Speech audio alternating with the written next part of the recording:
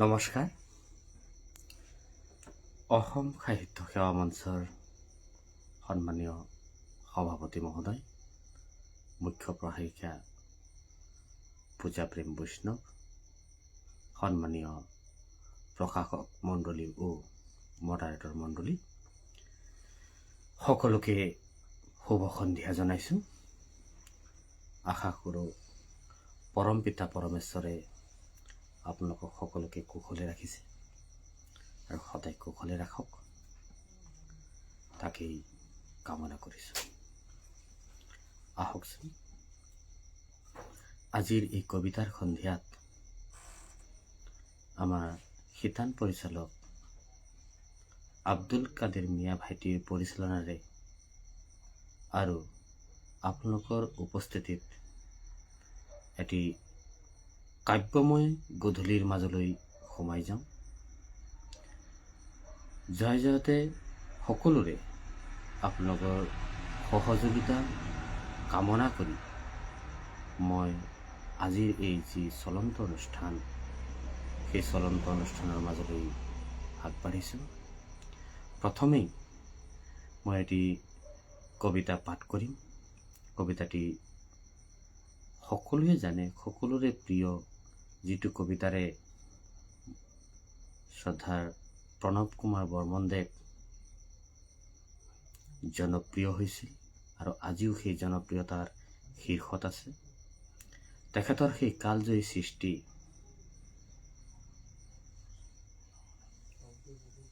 সন্দিকৈ কলেজৰ তুমি সাগৰিকা বৰদলৈ।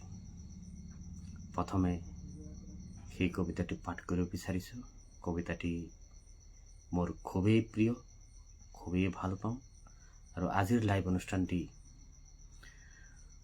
সাম্প্ৰতিক সময়ৰ জনপ্ৰিয়তাৰ শীৰ্ষত থকা কবি প্ৰণৱ কুমাৰ বৰ্মনদেৱৰ এই কবিতাটো পাঠ কৰিব বিচাৰিছোঁ। যোৱা কিছুদিন পূৰ্বে, প্ৰায় 4 দিনমান পূৰ্বে তেখেত আমাৰ ঘৰত 2টি দিন পাৰ কৰি গৈছে। আমাৰ ঘৰতে আছিল, আমাৰ বজাত থাকি গৈছে আৰু তেখেতৰ সন্মুখতো মই সেই কবিতাটি গুণগুণাইছিলোঁ।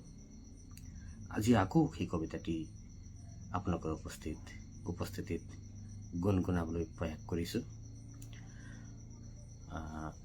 প্ৰথমে কবিতাৰ শিৰোনাম সন্দিকৈ কলেজৰ তুমি সাগৰিকা বৰদলৈ। কবি প্ৰণৱ কুমাৰ বৰ্মন। তুমি সাগৰিকা বৰদলৈ কুশলে আছাতো? তোমাৰ বাবেই মোৰ শব্দৰ দুহাতত গজি উঠে হুমনীয়া। পাণ বজাৰলৈ নাযাবা সন্ধিয়া, সান্ধ্য আইনেৰে মাতাল দীঘলী পুখুৰীৰ পাৰ। অশ্লীল হৈ পৰিব পাৰে তৰাবোৰ, কিমান অশান্ত বতাহ, নিশান্তৰ কামনা।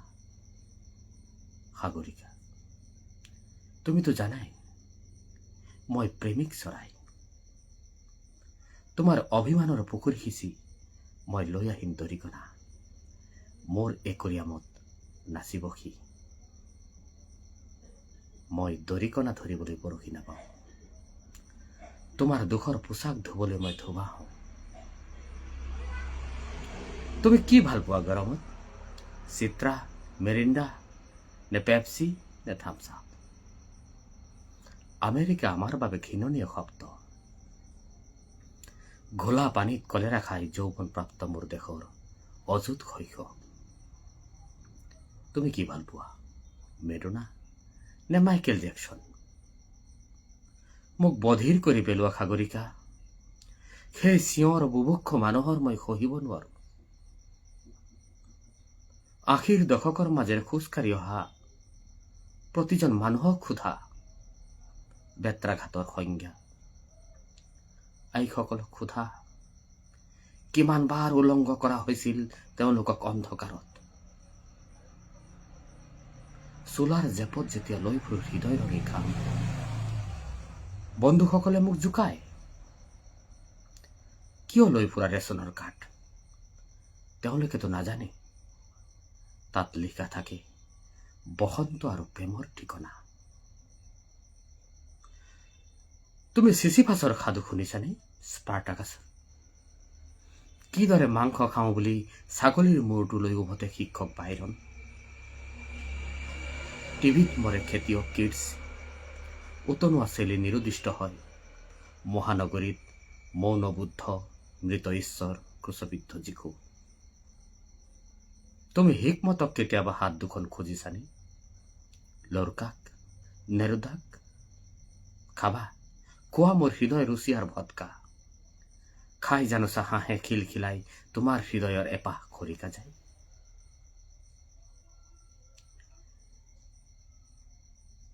মই ধূমপান কৰো, ই মোৰ নিচা।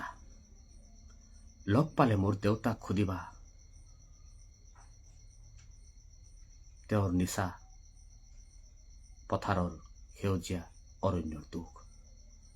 শোষণৰ ভৰত তেওঁ এজন কোজা মানুহ। সাগৰিকা, দুখৰ অৰণ্য নাথাকিলে ক'ত আহি জিৰাবহি সুখৰ চৰাই। এদিন তুমিও গুচি যাবা মোৰ হৃদয়ৰ ৰক্ত জবা ছিঙি, জালুকবাৰী নাইবা গৃহিণী। দুখৰ বতাহতো যদি উৰি থাকে তোমাৰ হাঁহিৰ নিচান, মোৰ নতুন দিনৰ আংচাং চুকি, দি যাবা মোৰ কলমত তেজৰ চিয়াহী। বাৰুদৰ আখৰ লিখিম, বাৰুদৰ আখৰ লিখিম। তুমি সাগৰিকা বৰদলৈ কুশলে আছাতো? এইটোৱে আছিল সন্দিকৈ কলেজৰ তুমি সাগৰিকা বৰদলৈ শীৰ্ষক যুৱ কবি শ্ৰদ্ধাৰ প্ৰণৱ কুমাৰ বৰ্মনদেৱৰ কালজয়ী সৃষ্টি। তেখেতৰ এই কবিতাটি মোৰ খুবেই প্ৰিয় আৰু মই মাজে মাজে গুণগুণাও ভুলে শুদ্ধই, আৰু আজি পুনৰবাৰ গুণগুণালো। আজি কেইজনমান দেখা পাইছোঁ, কিন্তু মই কাৰো মন্তব্য দেখা পোৱা নাই। মই আন এটি কবিতাৰ মাজলৈ যাওঁ, তাৰ পাছত আকৌ মই প্ৰয়াস কৰিম। হয়তো তেতিয়া মন্তব্যবিলাক মই দেখা পাম, তেতিয়া মই মন্তব্যবিলাক পাঠ কৰাৰ প্ৰয়াস কৰিম।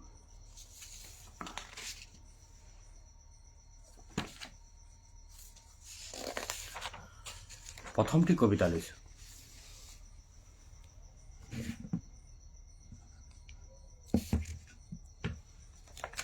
আমাৰ অসম সাহিত্য সেৱা মঞ্চৰ এগৰাকী জ্যেষ্ঠ প্ৰশাসক, সুসাহিত্যিক, সুলেখক, সকলোৰে শ্ৰদ্ধাৰ আমাৰ মঞ্চৰ মুখ্য উপদেষ্টা শ্ৰদ্ধাৰ তিলকচন্দ্ৰ শৰ্মাদেৱৰ এটি অনুভৱ।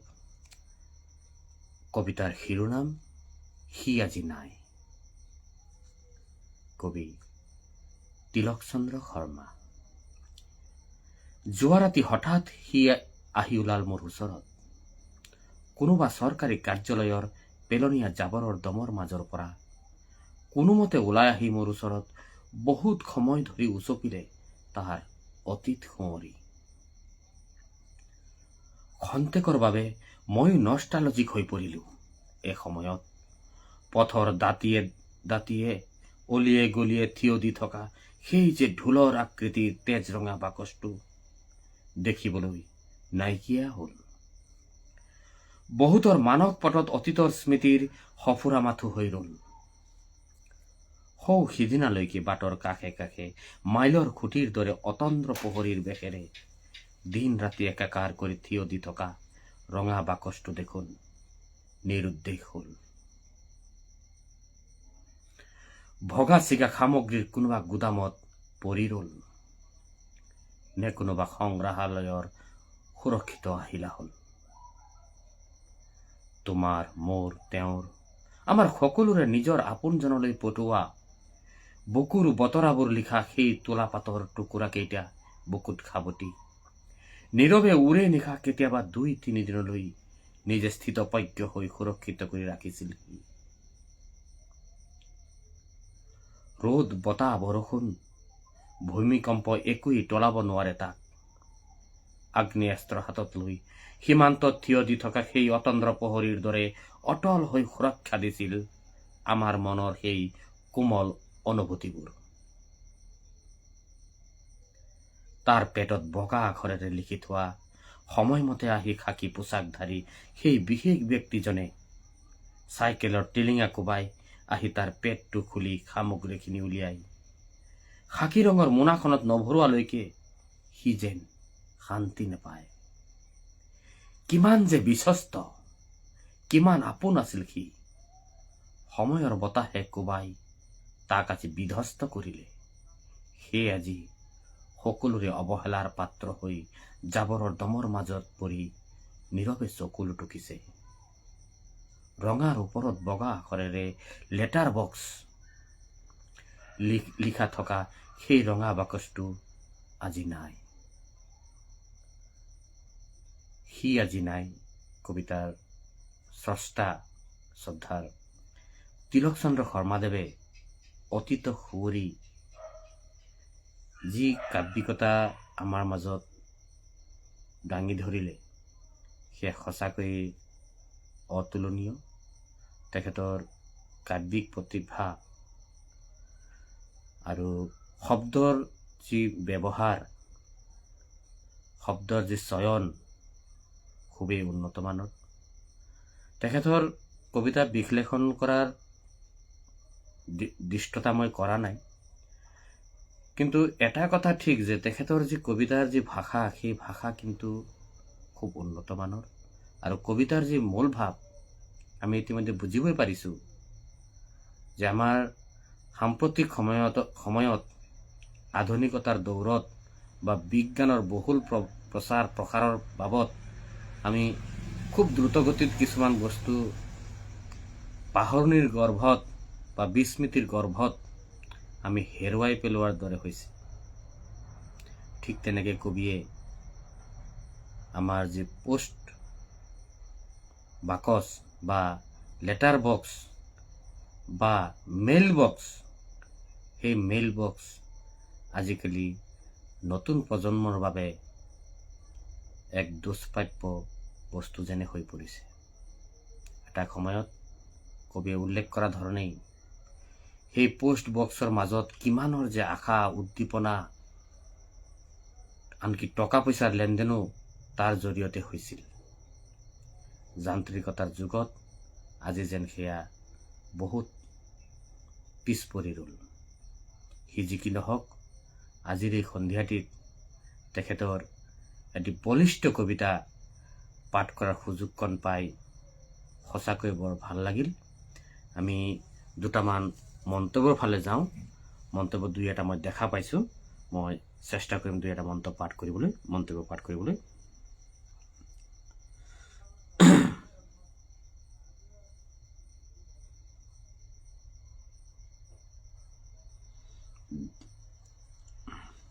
দীপিকা বিশ্বকৰ্মা তেখেতে লিখিছে, গুড ইভিনিং, ধন্যবাদ। আমাৰ ফালৰ পৰাও শুভ সন্ধ্যা জনাইছোঁ। সুশেন সৰকাৰ হিন্দু তেখেতে লিখিছে, জয় শ্ৰীৰাম, ধন্যবাদ। আমাৰ ফালৰ পৰাও জয় শ্ৰীৰাম জনালোঁ। ৰীতা বেজমোহন বাইদেউ আহিছে, তেখেতে লিখিছে, শুভ সন্ধ্যা জনালোঁ, ধন্যবাদ। আপোনাকো শুভ সন্ধ্যা জনালোঁ।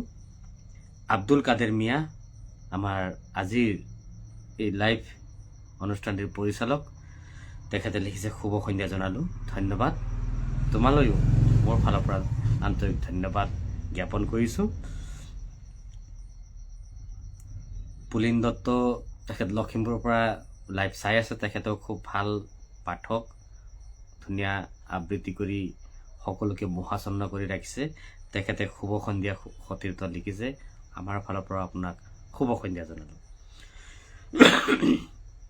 পূজা প্ৰেম বৈষ্ণৱ, অসম সাহিত্য সেৱা মঞ্চৰ মুখ্য প্ৰশাসক, তেখেতে লিখিছে, শুভ সন্ধ্যা, তেখেতকো শুভ সন্ধ্যা জনাইছোঁ।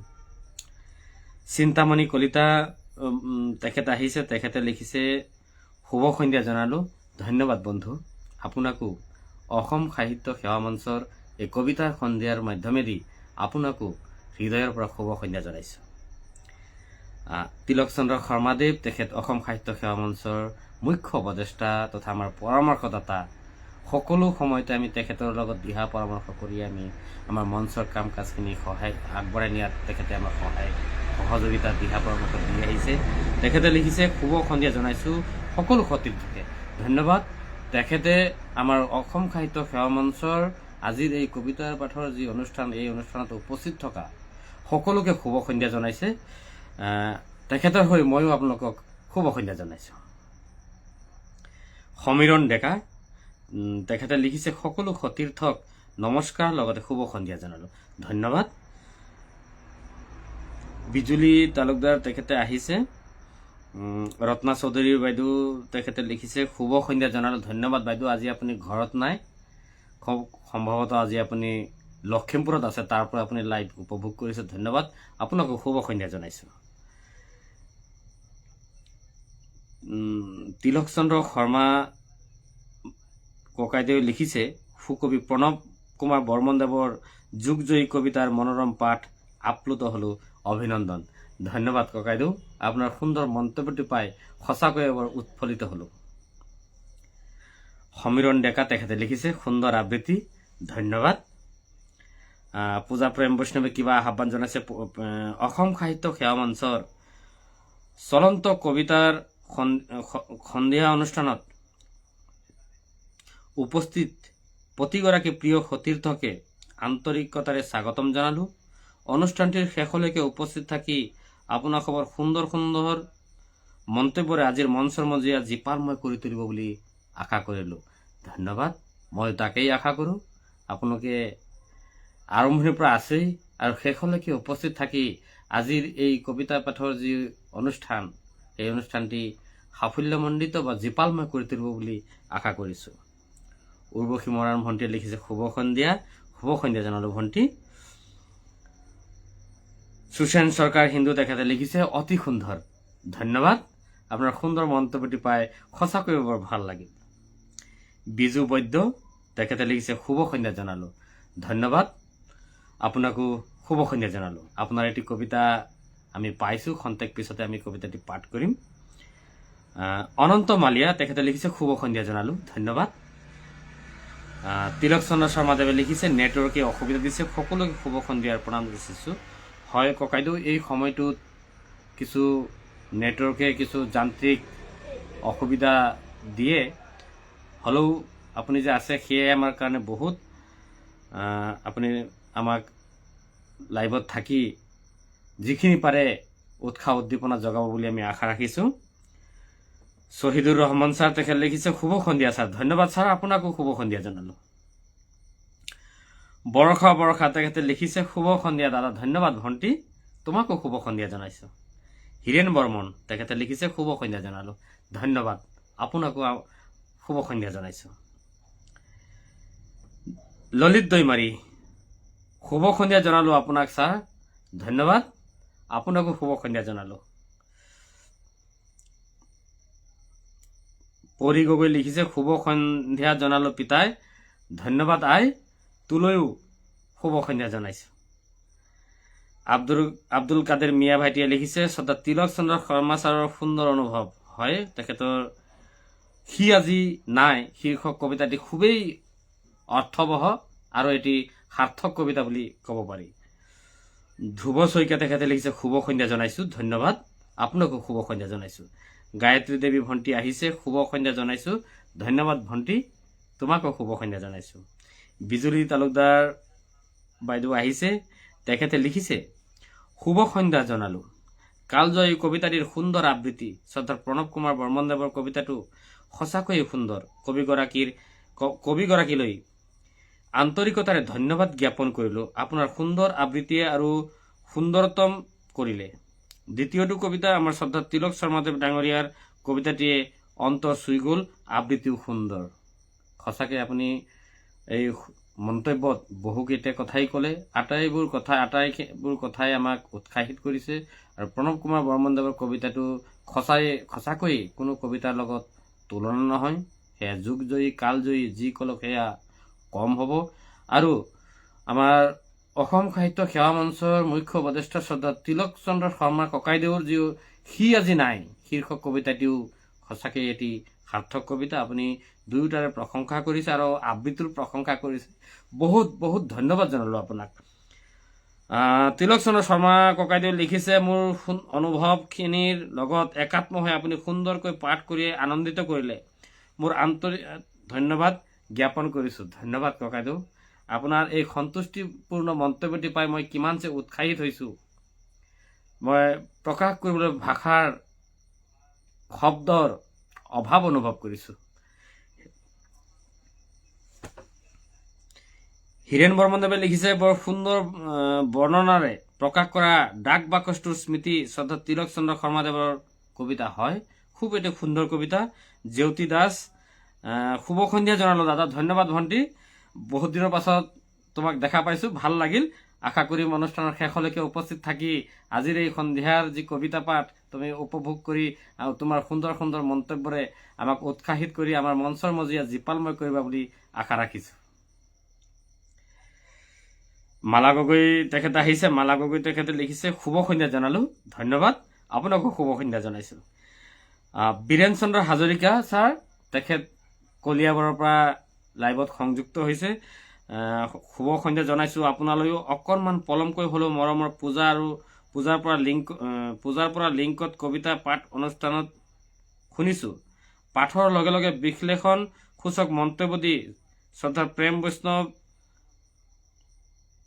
মন্তব্যটো অকণমান অগাপিছা হৈ গ'ল। শ্ৰদ্ধাৰ প্ৰেম বৈষ্ণৱে আমাক মানসিক সুখ দিছে। বৈষ্ণৱলৈ আন্তৰিক শ্ৰদ্ধা আৰু মৰমেৰে আশীৰ্বাদ জনালো। বহুত বহুত বহুত ধন্যবাদ। আমাৰ বীৰেন চন্দ্ৰ হাজৰিকা ছাৰ, তেখেত এজন অৱসৰপ্ৰাপ্ত শিক্ষক। তেখেতৰ ঘৰ কলিয়াবৰ। তেখেত প্ৰতিটো সময়তেই নিজৰ কাৰণে নহয়, সমাজৰ কাৰণে, দেশৰ কাৰণে, ৰাইজৰ কাৰণে নিজকে উৎসৰ্গিত বুলি ভাবে আৰু সেইধৰণে তেখেতে সমাজৰ লগত একাত্ম হৈ কাম কৰি আহিছে। তেখেতক মই ব্যক্তিগতভাৱেও লগ পাইছো। তেখেতৰ লিখনি, তেখেতৰ মন্তব্য আমাক সদায় উৎসাহিত কৰি। পূজা প্ৰেম বৈষ্ণৱৰ শিক্ষয়িত্ৰী হোৱাৰ লগতে মোৰো এটা ঘৰুৱা সম্পৰ্কৰ নিচিনা সম্পৰ্ক গঢ়ি উঠিছে। তেখেতক ভগৱানে সদায় কুশলে ৰাখক, আমি তাকেই কামনা কৰো। কৈলাশ চুতীয়াদেৱে লিখিছে, পাঠ মনোগ্ৰাহী হৈছে। বিশ্লেষণে প্ৰতিটো কবিতাটাকে আহি নাই আৰু দুটামান কবিতা পাঠ কৰো। তাৰপিছতো নেটৱৰ্কে কিছু অসুবিধা দি থকা যেন লাগিছে। হয়তো লাইভটো ডিছকানেক্ট হৈছেও নেকি, সেইটো মই ঠিক ক'ব পৰা। মাজে সময়ে ডিছকানেক্ট এনেকৈ ইয়াত শ্ব' কৰি আছে, কিন্তু কি হৈ আছে ময়ো ঠিক ধৰিব পৰা নাই। আমাৰ মুখ্য উপদেষ্টা শ্ৰদ্ধা তিলক চন্দ্ৰ শৰ্মা ককাইদেউ জনাইছিল যে তেখেতৰ তাতো নেটৱৰ্কে অলপ অসুবিধা দি আছে। মোৰ ইয়াতো মাজে সময়ে এই স্ক্ৰীণত ডিছকানেক্ট এনেকৈ শ্ব' কৰি আছিলে। সি কি নহওক, আমি আহোঁ আজিৰ দ্বিতীয়টি কবিতালৈ।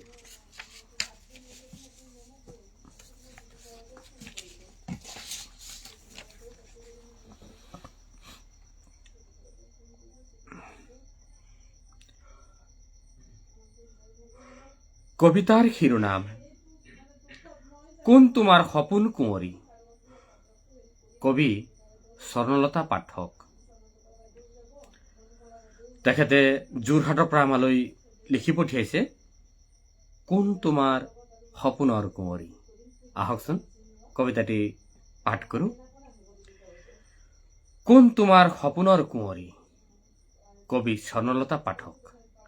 বুকুত সামৰি মই হেৰুৱাওঁ মোৰ ঠিকনা। সেই কৰুণ মোৰ হৃদয়ত তোমাৰ প্ৰতি কিমান আকুলতা। তুমি নিজে মাথো উপলব্ধি কৰিবা, কোনেনো ভাঙিলে তোমাৰ ডেউকা। কালৈনো অপেক্ষা কৰা তুমি অলিয়ে গলিয়ে ভোকৰ জুলুঙালৈ। সেয়া কোন তোমাৰ সপোন কুঁৱৰী। কোঙা কৰি থৈছে মোৰ সমগ্ৰ সত্তা, পাহৰিব নোৱাৰা দুখৰ বোজা। এতিয়া মোক নিসংগতাই লগ দিয়ে, অমানিশাৰ আন্ধাৰবোৰত বতাহীন নৌকাত নিৰাশাৰ সোঁতত।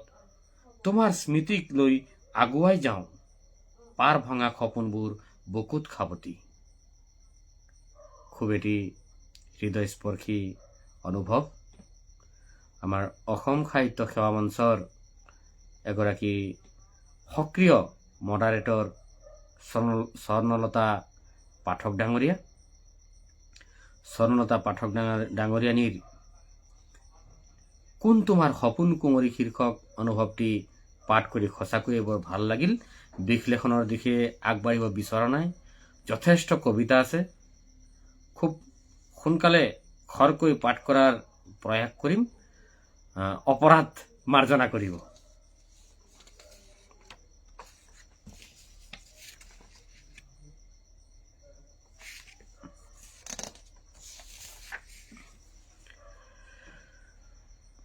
এতিয়া আহিছো জাজৰি মৰিগাঁৱৰ পৰা আমালৈ লিখি পঠোৱা সেউজীয়া আমাৰ নগাঁও শীৰ্ষক কবিতাটি পাঠ কৰিব।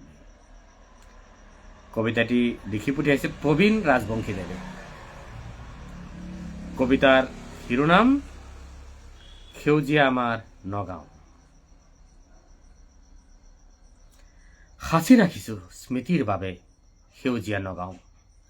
জীপাল সময়ৰ শব্দৰ কবিতাৰ বাকৰিত স্বপ্নৰ কিছু আবেগ, কিছু প্ৰণয়ৰ স্মৃতি। সাঁচি ৰাখিছো স্মৃতিৰ বাবে নগাঁৱলৈ আহিবাচোন। আশীৰ্বাদৰ টোপোলা সাঁচি ৰাখিছো বিলাই দিবলৈ কবিতাৰ নিভাজ শব্দৰে। চিনাকিৰ কিংবা অচিনাকি আছে এক সুকীয়া মাদকতা। গুৰুজনাৰ পবিত্ৰ নামঘৰ আছে নীৰৱে বৈ আপোন নদীখন। সেউজীয়া পাহাৰৰ সৌন্দৰ্যৰ এক বুজাব নোৱাৰা শিহৰণ। সেউজীয়া আমাৰ নগাঁও। দেখিলে সপোন জাগে প্ৰেমত পৰা নিভাজ মনৰ অনুভৱৰ অভিমানী এক মানৱতাৰ ৰসাল বান্ধোন গাথা।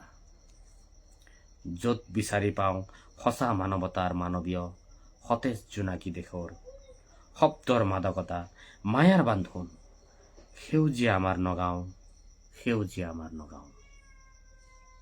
খুব এটি সুন্দৰ কবিতা। নিজৰ জিলা বা নিজৰ ঠাই প্ৰত্যেকৰ বাবে খুব প্ৰিয় হয়, সুন্দৰ হয়, আদৰৰ হয়, শ্ৰদ্ধাৰ হয়। আমাৰ প্ৰবীণ ৰাজবংশীদেৱৰ যি কাব্যিকতা, সেই কাব্যিকতাত তেখেতৰ জিলাখনৰ যি বৰ্ণনা খুব সুন্দৰকৈ তেখেতে তুলি ধৰিবলৈ সক্ষম হৈছে। আৰু এনে এটি সুন্দৰ অনুভৱ আমালৈ লিখি পঠোৱাৰ কাৰণে সুকবি প্ৰবীণ ৰাজবংশীদেৱলৈ ধন্যবাদ জ্ঞাপন কৰিছোঁ। আহকচোন আৰু কেইটিমান মন্তব্যৰ পাঠ কৰোঁ।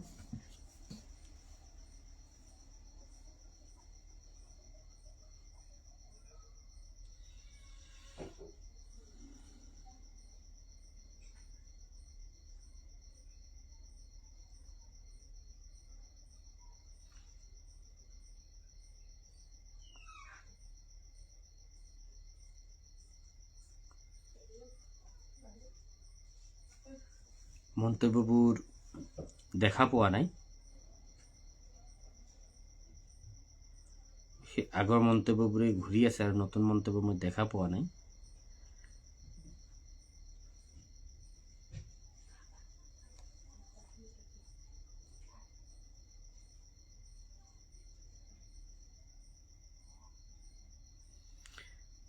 সম্ভৱ নেটৱৰ্কৰ কাৰণে আপোনালোকে যি মন্তব্য দেখিছে বা মন্তব্য দিছে, সেই মন্তব্য মই দেখা পোৱা নাই, মই পাঠ কৰিব পৰা নাই। আহকচোন আমি পৰৱৰ্তী যি কবিতা, সেই কবিতাৰ পাঠ কৰিবলৈ প্ৰয়াস কৰোঁ।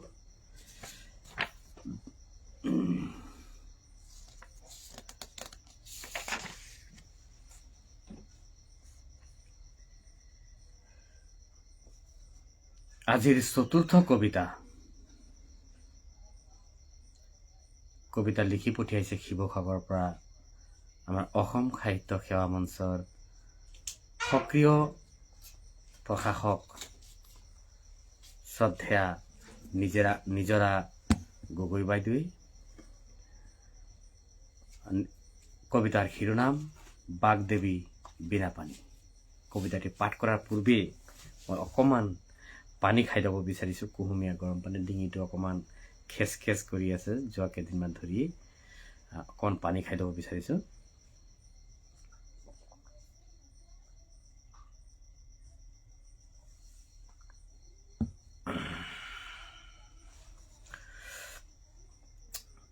কবিতাৰ শিৰোনাম বাগদেৱী বীণাপাণি। প্ৰণাম বীণাপাণি, বাগী শাৰদা দেৱী, আই মোৰ ভগবতী ভাৰতী জগজ্জননী। তুমি এ মাতৃ সৰ্বগুণ ব্যপ্ত অধিষ্ঠাত্ৰী দেবী, আধ্যাত্মিক জ্ঞানেৰে বিভূষিতা সৰ্বদায়িনী। উৎপল বাসিনী তুমি বিদ্যাৰ আৰাধ্যা দেৱী, পূজন কৰিছো সবে মাঘৰ শুক্লা পঞ্চমী তিথি। তোমাক সুঁৱৰি আমি শতকোটি প্ৰণাম যাচো। অজ্ঞান তমসা বক্ষ বিদাৰী জলে প্ৰজ্ঞাৰ প্ৰদীপ গছি। গভীৰ মহত্ব তোমাৰ সংসাৰ সমুদ্ৰ মাজে তুমিয়ে বিৰাজিছা বিদ্যাৰত্ন ভাৰতী ৰূপে। অৰ্পণ কৰিছো হৃদয় সংগীত দায়িনী ৰূপে। পুষ্প অৰ্ঘ নিবেদিছো চৰণ কমল তলে। শুভ্ৰ বস্ত্ৰ বসন তোমাৰ পুষ্পগন্ধা মায়াবিনী, পবিত্ৰ কৰিলা মন কলুষিতা দূৰ কৰি। আন্ধাৰ বিনাশিনী তুমি মানৱতা জগাই তুলি, আলোকেৰে আলোকিত প্ৰজ্ঞাৰ সাধনা তুমি। তোমাৰ চৰণত ধৰো কাকতি অঞ্জলি যাচো, তুলসী বেলপাত অমৃত অঞ্জলিৰে পূজা অৰ্চনা কৰো। তুমি ধন্য বাগদেৱী, বাগ্মিতা ভাৰতী দেৱী। জাতি ধৰ্ম বৰ্ণ নিৰ্বিশেষে প্ৰণামিছো আই বুলি। জ্ঞান দিয়া, পোহৰ দিয়া, মান দিয়া। জগত যিনি তোমাৰ নামেৰে বন্তি জ্বলাই গীত গাওঁ আবাহনী।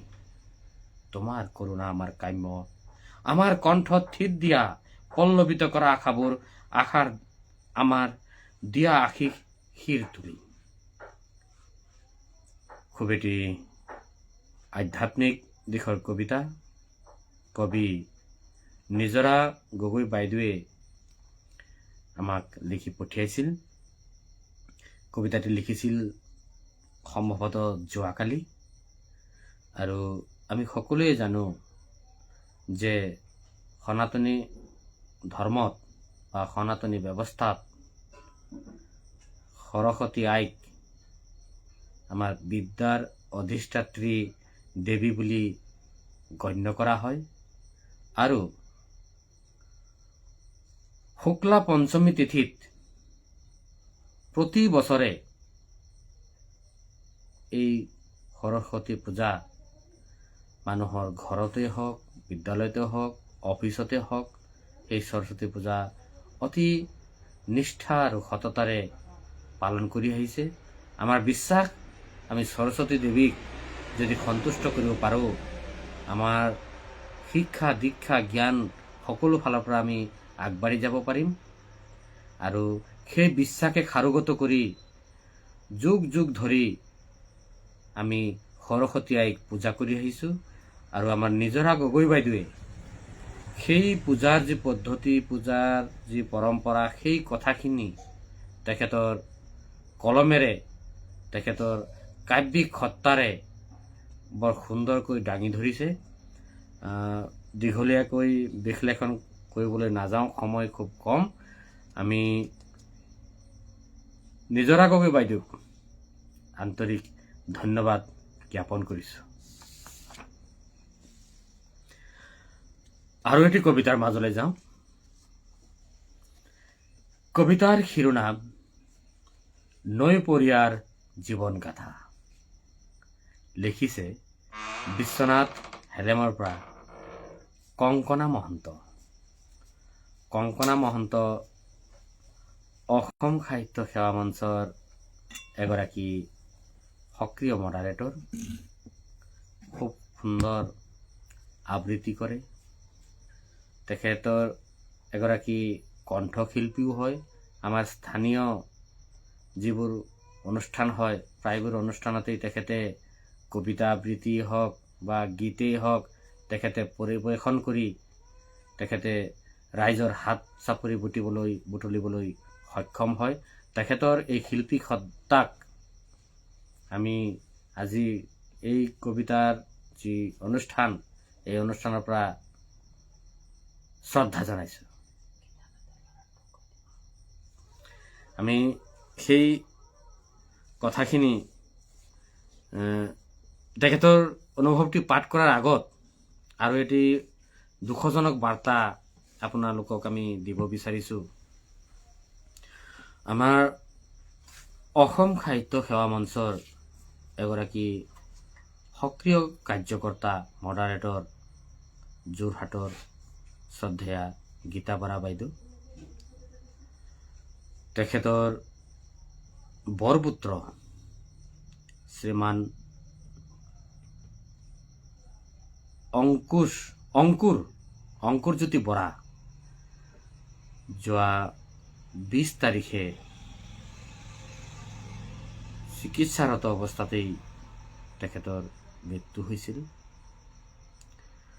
এইটো আমাৰ বাবে সঁচাকৈয়ে বৰ দুখজনক বাৰ্তা।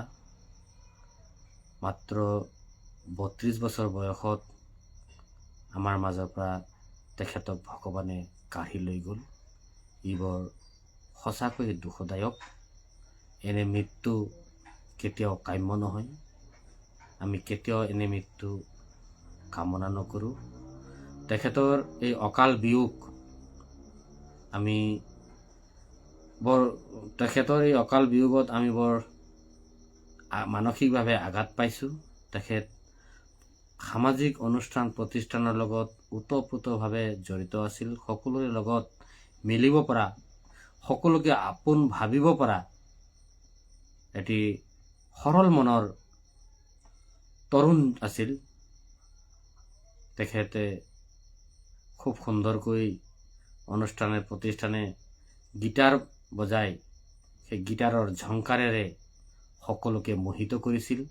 তেনে এজন প্ৰতিভাৱান যুৱক আমাৰ বুকুৰ পৰা কাঢ়ি নিয়াৰ কাৰণে আমি খুবেই কষ্ট পাইছোঁ, মানসিকভাৱে কষ্ট পাইছোঁ। তেখেত য'তেই আছে কুশলে থাকক, শান্তিৰে থাকক। আমি তেখেতৰ আত্মাৰ চিৰশান্তি কামনা কৰিছোঁ আৰু শোক সন্তপ্ত পৰিয়ালবৰ্গলৈ গভীৰ সমবেদনা জ্ঞাপন কৰিছোঁ। এই দুখ বা এই মানসিক কষ্ট সহ্য কৰাটো খুবেই টান, তথাপিতো সহ্য আমি কৰিবই লাগিব। ভগৱানে সেই কষ্টখিনি সহ্য কৰিবলৈ পৰিয়ালবৰ্গক বা তেখেতৰ মাতৃক সেই শক্তিকণ দিয়ক, আমি তাকেই কামনা কৰিছোঁ। আহকচোন আজিৰ দুটিমান মন্তব্যৰ মাজলৈ সোমাই যাওঁ।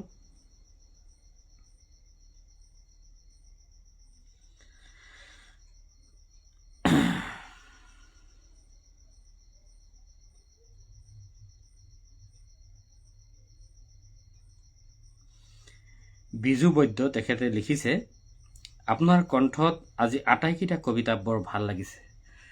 ধন্যবাদ। আপোনাৰ সুন্দৰ মন্তব্যটি পাই মোৰো বৰ ভাল লাগিছে। বিজুলী তালুকদাৰ তেখেতে ৰঙিয়াৰ পৰা লিখিছে, বাগদেৱী বীণা পানী আই সৰস্বতীৰ কবিতাটোৱে সকলোকে আধ্যাত্মিক দিশলৈ লৈ গ'ল। হয়, বাইদেৱে খুব সুন্দৰকৈ কবিতাটি উপস্থাপন কৰিছিল। আপুনি বৰ সুন্দৰকৈ লিখিলে। বান্ধৱ ৰয় তেখেত সম্ভৱ বঙাইগাঁৱৰ পৰা চাই আছে। বহুত দেৰি কৰি আহিলোঁ, শুভ সন্ধ্যা জনালোঁ। ধন্যবাদ। ব্যস্ততাৰ মাজত পলমকৈ হ'লেও যে আপুনি আহিছে সেয়াই আমাৰ কাৰণে বহুত। আশা কৰিম শেষলৈকে থাকি আমাক উৎসাহিত কৰি যাব। তিলক চন্দ্ৰ শৰ্মা ককাইদেৱে লিখিছে, বাক টিভিৰ সুন্দৰ বন্দনাৰে নিজৰা গগৈ ডাঙৰীয়ানীৰ আধ্যাত্মিক ভাৱনাৰ কবিতাটিৰ বৰ সাৱলীল উপস্থাপন, সুন্দৰ। হয় হয় ককাইদেউ, খুব সুন্দৰকৈ তেখেতে লিখিছে। হবি বৰা বাইদেউ আহিছে, তেখেতে লিখিছে, শুভ সন্ধ্যা জনালোঁ ছাৰ। ধন্যবাদ। আপোনাকো শুভ সন্ধ্যা জনাইছোঁ।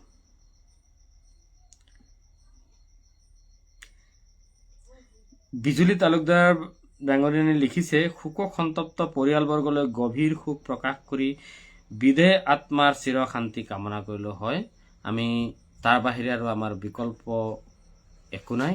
আমি মাত্ৰ আত্মাৰ সদগতি কামনা কৰিব পাৰোঁ আৰু ভগৱানক প্ৰাৰ্থনাহে কৰিব পাৰোঁ যাতে ভৱিষ্যতে এনে সুঠাম যুৱকক হেৰুৱাই যাতে আমি মৰ্মাহত হ'বলগীয়া নহয়, তাৰ কাৰণে আমি সকলোৱে আমি ঈশ্বৰক প্ৰাৰ্থনা কৰিব লাগে। বান্ধৱ ৰয় তেখেতে লিখিছে, ভাল লাগিল আপোনাৰ কণ্ঠত আবৃত্তিৰ লগতে প্ৰতিটো কবিতাৰ বিশ্লেষণ। গীতা বৰা বাইদেউৰ ল'ৰাৰ বিয়োগত মৰ্মাহত হৈছোঁ তথা শোকসন্তপ্ত পৰিয়াললৈ সমবেদনা জ্ঞাপন কৰিছোঁ। প্ৰথমে আপোনাক ধন্যবাদ জনাইছোঁ আৰু গীতা বৰা বাইদেউৰ যি বৰ্তমান দুখময় অৱস্থা, সেই অৱস্থাত আপুনি সমবেদনা জ্ঞাপন কৰি আপুনি মহানুভৱতাৰ পৰিচয় দিয়াৰ কাৰণে আমি বৰ সুখী হৈছোঁ, বৰ ভাল লাগিল। আমি আশা ৰাখিছোঁ, আমি এইখিনিতে আৰু এটা কথা ক'ব বিচাৰিছোঁ, আমাৰ অসম সাহিত্য সেৱা মঞ্চৰ কাৰ্যকৰী সভাপতি শ্ৰদ্ধেয়া দীপিকা ফুকন আৰু স্বৰ্ণলতা বাইদেউ আমাৰ মডাৰেটৰ আৰু মণিমালা শইকীয়া বাইদেউ তেখেতসকলৰ ওচৰতে হয়, যোৰহাট অকণমান দূৰ হয় বাৰু, কিন্তু হ'লেও আমাৰ ইয়াৰ পৰা যথেষ্ট দূৰ হয়। আৰু আজি 5 দিন আমি ভাবিছোঁ দহাৰ দিনাখন অসম সাহিত্য সেৱা মঞ্চৰ ফালৰ পৰা আমি তেখেতসকলক এটি সমবেদনা জ্ঞাপনৰ অৰ্থে এটি সমবেদনা শ্ৰদ্ধাঞ্জলি পত্ৰ বন্ধাই তেখেতসকলৰ পৰিয়ালক সমবেদনা জনাবলৈ আমি যোৱাৰ কথা চিন্তা কৰিছোঁ।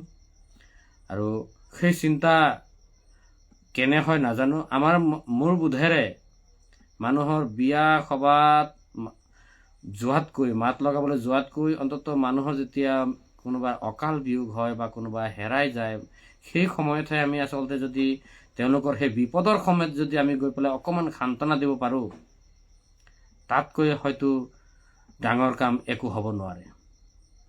আমি আশা কৰিছোঁ আমি গীতা বৰাৰ বাইদেউৰ ঘৰত যাওঁতে সকলোৱে আমাক সহযোগ কৰিব। ইয়াৰ পূৰ্বেও আমাৰ অসম সাহিত্য সেৱা মঞ্চৰ এগৰাকী বলিষ্ঠ প্ৰশাসক, আমাৰ মাতৃসম শুৱলা বৰ্মন বাইদেউৰ মৃত্যুৰ সময়তো আমাৰ অসম সাহিত্য সেৱা মঞ্চৰ সন্মানীয় প্ৰশাসক মণ্ডলী আৰু মডাৰেটৰ মণ্ডলীকে আদি কৰি সকলোৱে আমাক সহযোগিতা কৰি আমি কৰিছিল আৰু আমিও তেখেতৰ ঘৰত গৈছিলোঁ। আৰু সেই যিটো সকাম বা দহা কামত আমি নিজে যাব পৰা নাছিলোঁ যদিও অসম সাহিত্য সেৱা মঞ্চৰ ফালৰ পৰা আমি প্ৰতিনিধি পঠিয়াইছিলোঁ। প্ৰতিটো অনুষ্ঠানত আমি যোৱাটো সম্ভৱো নহয়, যিহেতু অসম সাহিত্য সেৱা মঞ্চ সকলোৰে হয়। সকলোৱে যদি সহযোগিতা কৰে তেতিয়াহে এখন মঞ্চ আগুৱাই নিয়াত অলপ সুবিধা হয়। সেয়ে আমি ভাবিছোঁ আমি গীতা বৰা বাইদেউৰ ঘৰত অহা সম্ভৱতঃ 29 তাৰিখ পৰিব দহা। আমি 29 তাৰিখে সেই দহাত আমাৰ কাৰ্যকৰী সভানেত্ৰী শ্ৰদ্ধেয়া দীপিকা ফুকনৰ নেতৃত্বত স্বৰ্ণলতা বাইদেউ আৰু মণিমালা শইকীয়া বাইদেউৰ সহযোগত আৰু কেইগৰাকীমান অসম সাহিত্য সেৱা মঞ্চৰ শুভাকাংক্ষীক লগত লৈ আমি তাত যোৱাৰ পৰিকল্পনা কৰিছোঁ। এই ক্ষেত্ৰত সকলোৱে কিছু কিছু সহযোগিতা যদি আগবঢ়ায়, দিহা পৰামৰ্শ যদি আগবঢ়ায়, আমাৰ এই কাৰ্যসূচীভাগ সফল হ'ব বুলি আমি আশা কৰিছোঁ। পুনৰবাৰ সেই শোকসন্তপ্ত পৰিয়ালবৰ্গৰ ভগৱানে শক্তি প্ৰদান কৰক, আমি তাকেই কামনা কৰি আমি দুটামান মন্তব্য পাঠ কৰি পিছত কবিতালৈ যাব বিচাৰিছোঁ। আমাৰ মুখ্য উপদেষ্টা শ্ৰদ্ধা তিলক চন্দ্ৰ শৰ্মাদেৱ তেখেতে লিখিছে, শ্ৰদ্ধা গীতা বৰা ডাঙৰীয়ানীলৈ এই অনাকাংক্ষী দুঃসময়ত বেদনাৰ সমভাগী হৈ সমবেদনা জ্ঞাপন কৰিছোঁ। ভগৱানে ধৈৰ্যৰ সাহস যোগাওক। হয় ককাইদেউ, আমিও তাকেই আশা কৰিছোঁ, কামনা কৰিছোঁ। হীৰেণ বৰ্মন তেখেতে লিখিছে, বৰ দুখজনক, কাৰণ অকাল মৃত্যু আমাৰ বাবে কেতিয়াও কাম্য নহয়। যদিও জন্ম মৃত্যুত আমাৰ হাত নাই, পৰিয়ালবৰ্গক সমবেদনা জনালোঁ। ওম শান্তি। হয়, আপুনি একদম সঁচা কথা কৈছে, জন্ম মৃত্যু এইটোত আমাৰ হাত নাই। সেইটো পৰম পিতা পৰমেশ্বৰে যি ধৰণে আমাৰ এই ললাটত আমাৰ ভাগ্য, আমাৰ কৰ্ম লিখি পঠিয়াইছে, যিমান দিনৰ কাৰণে আমাৰ চাউল দি পঠিয়াইছে, আমি সিমান দিনেই থাকিব পাৰিম। তাতকে 1 মিনিট বেছিও নহয়, 1 মিনিট কমো নহয়। সেইখিনিলৈকে ঠিকেই আছে, কিন্তু কিছুমান মৃত্যুৱে আমাক, অবাঞ্ছিত মৃত্যুৱে আমাক বহুত দুখ যন্ত্ৰণা আৰু কষ্ট দি যায়, যিবোৰ মৃত্যু আমি কেতিয়াও কামনাই নকৰোঁ। হ'লেও উপায় নাই, ঈশ্বৰৰ সিদ্ধান্তৰ ওপৰত আমাৰ কেতিয়াও সিদ্ধান্ত হ'ব নোৱাৰে। আমি ভাল পোৱা বেয়া পোৱাৰ লগত ঈশ্বৰৰ সিদ্ধান্ত কেতিয়াও লৰচৰ বা হেৰফেৰ নহয়। গতিকে আমি যি ঈশ্বৰৰ যি সিদ্ধান্ত, সেয়ে আমি মানিবলৈ বাধ্য, উপায় নাই। হীৰেণ বৰ্মন তেখেতে লিখিছে, নিশ্চয় ভাল ভাল চিন্তা আদৰণি জনালোঁ। ধন্যবাদ। আপোনাৰ মন্তব্যটি পাই সঁচাকৈয়ে বৰ সাহস পাইছোঁ। কৈলাশ চুতীয়াদেৱে লিখিছে, ক'ব সহযোগ নিশ্চয় থাকিব। ধন্যবাদ। আমি আগতেও যেতিয়া শুৱলা বাইদেউৰ ঘৰত গৈছিলোঁ, আপোনাৰ ঘৰতে গৈ আমি দুয়োজন নিশাটো অতিবাহিত কৰি ৰাতিপুৱা সন্ধিয়া সময়ত গোটেই বজাৰ সমাৰ কৰাৰ পৰা আদি কৰি আপুনি সম্পূৰ্ণ কাৰ্যসূচীত আমাক সহযোগ কৰিছিল। আৰু আপোনাৰ সহযোগিতা নোহোৱা হ'লে আমাৰ অকণমান অসুবিধাই হ'লেহেঁতেন। আমাক নিৰ্মালী কলিতা বাইদেৱে সহযোগিতা কৰিছিল গুৱাহাটীৰ পৰা, আৰু বহু কেইগৰাকীজনে কৰিছিল, যি প্ৰত্যেকৰ নামটো ক'লে আমাৰ দীঘলীয়া হ'ব। প্ৰত্যেকৰ নামটো মই ক'ব বিচৰা নাই। মুঠৰ ওপৰত যিসকলে যোৱা নাই যদিও আমাক কিন্তু সহায় সহযোগ কৰিছে, তেখেতসকলৰ যি মহানুভৱতা সেইটো সঁচাকৈয়ে প্ৰশংসনীয়, আৰু আমি কৃতজ্ঞতা জনাইছোঁ। আমি পৰৱৰ্তী কবিতাৰ মাজলৈ যাব বিচাৰিছোঁ। কবিতাৰ মাজলৈ যোৱাৰ পূৰ্বে ডিঙিটো খেচ কৰি আছে বুলি কোৱা শুনি পূজাই অকণমান চাহৰ ব্যৱস্থা কৰিছে। অকণমান চাহ খাই কবিতা পাঠ কৰাৰ প্ৰয়াস কৰিম বুলি ভাবিছোঁ।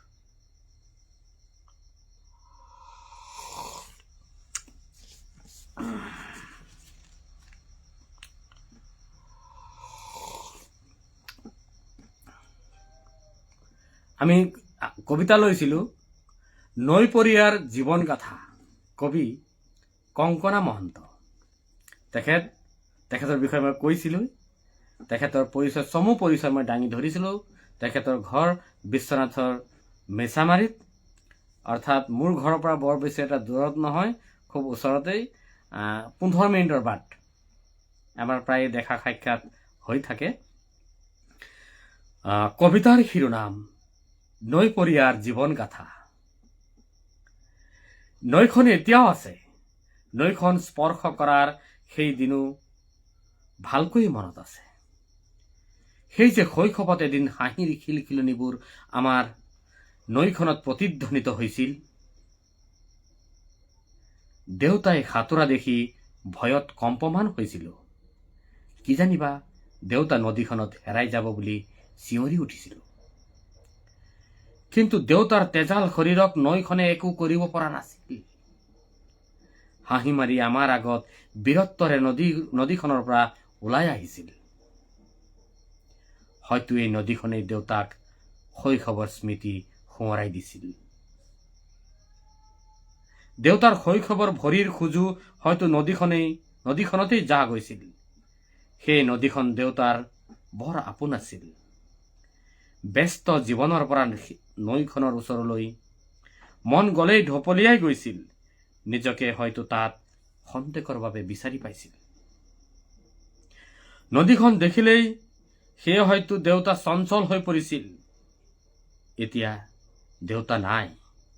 স্মৃতিত আছে মাথো ধূসৰ এখন ছবি শীতৰ নিজম পৰা সুঁতিত। সেয়েহে শুনিছো যেন এক কৰুণ বিননি, নৈখন সদায় থাকিব, এদিন হয়তো স্মৃতি ৰোমন্থন কৰিবলৈহে কোনো নাথাকিব। খুব এটি ভাৱগধুৰ কবিতা আমাৰ কংকনা মহন্তদেৱে লিখি পঠিয়াইছে। বিশ্লেষণ নকৰোঁ, কিন্তু কবিতাটি অকণমান দীঘলীয়া যদিও কবিতাটিৰ মাজেৰে তেখেতৰ দেউতাৰ প্ৰতি যি ভাল পোৱা, দেউতাৰ প্ৰতি যি আন্তৰিকতা, দেউতাৰ প্ৰতি যি শ্ৰদ্ধা খুব সুন্দৰকৈ ফুটি উঠিছে। আৰু নৈপৰীয়া জীৱন গাথা, আমি যে নৈৰ লগত, প্ৰকৃতিৰ লগত কেনেকৈ যে ওতঃপ্ৰোতভাৱে জড়িত হৈ থাকোঁ, প্ৰকৃতিৰ অবিহনে যে আমাৰ কোনো অস্তিত্ব নাই, নৈৰ অবিহনে যে আমাৰ কোনো পৰিচয় নাই, সেই কথাখিনি থুৰতে সুকবি কংকনা মহন্ত ডাঙৰীয়ানীয়ে উপস্থাপন কৰিবলৈ প্ৰয়াস কৰিছিল। খুব এটি সুন্দৰ কবিতা। এনে এটি সুন্দৰ কবিতা আমাক পাঠ কৰাৰ সুযোগ দিয়াৰ কাৰণে তেখেতলৈ আন্তৰিক ধন্যবাদ জ্ঞাপন কৰিছোঁ। আন এটি কবিতাৰ মাজলৈ যাব বিচাৰিছোঁ।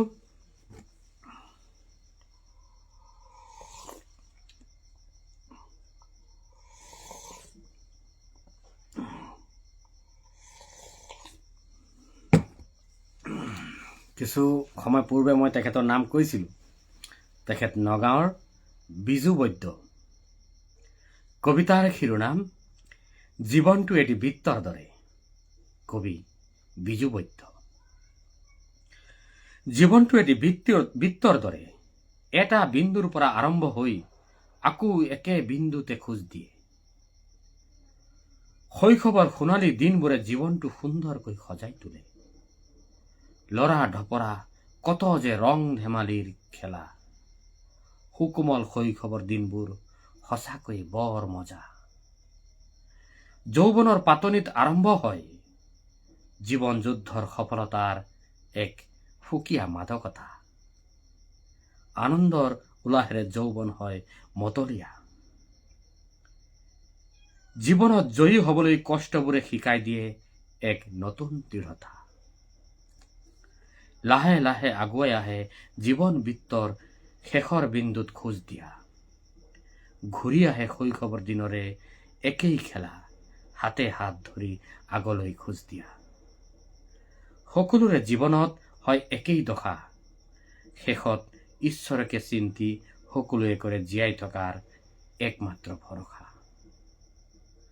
খুব এটি ভাৱগধুৰ কবিতা। কবি বিজু বৈদ্যদেৱে আমাক লিখি পঠিয়াইছে।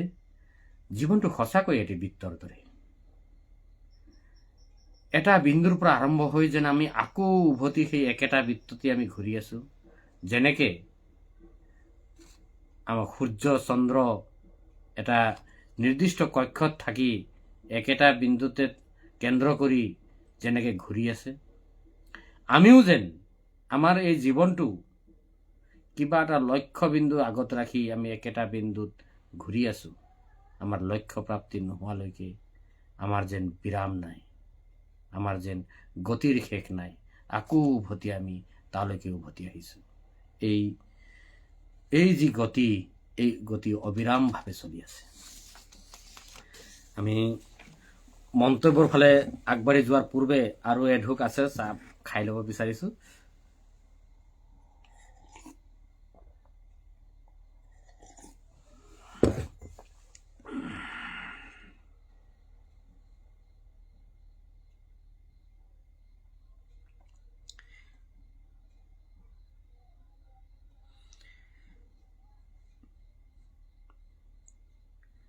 হবি বৰ এইটো মই পঢ়িছিলোঁ।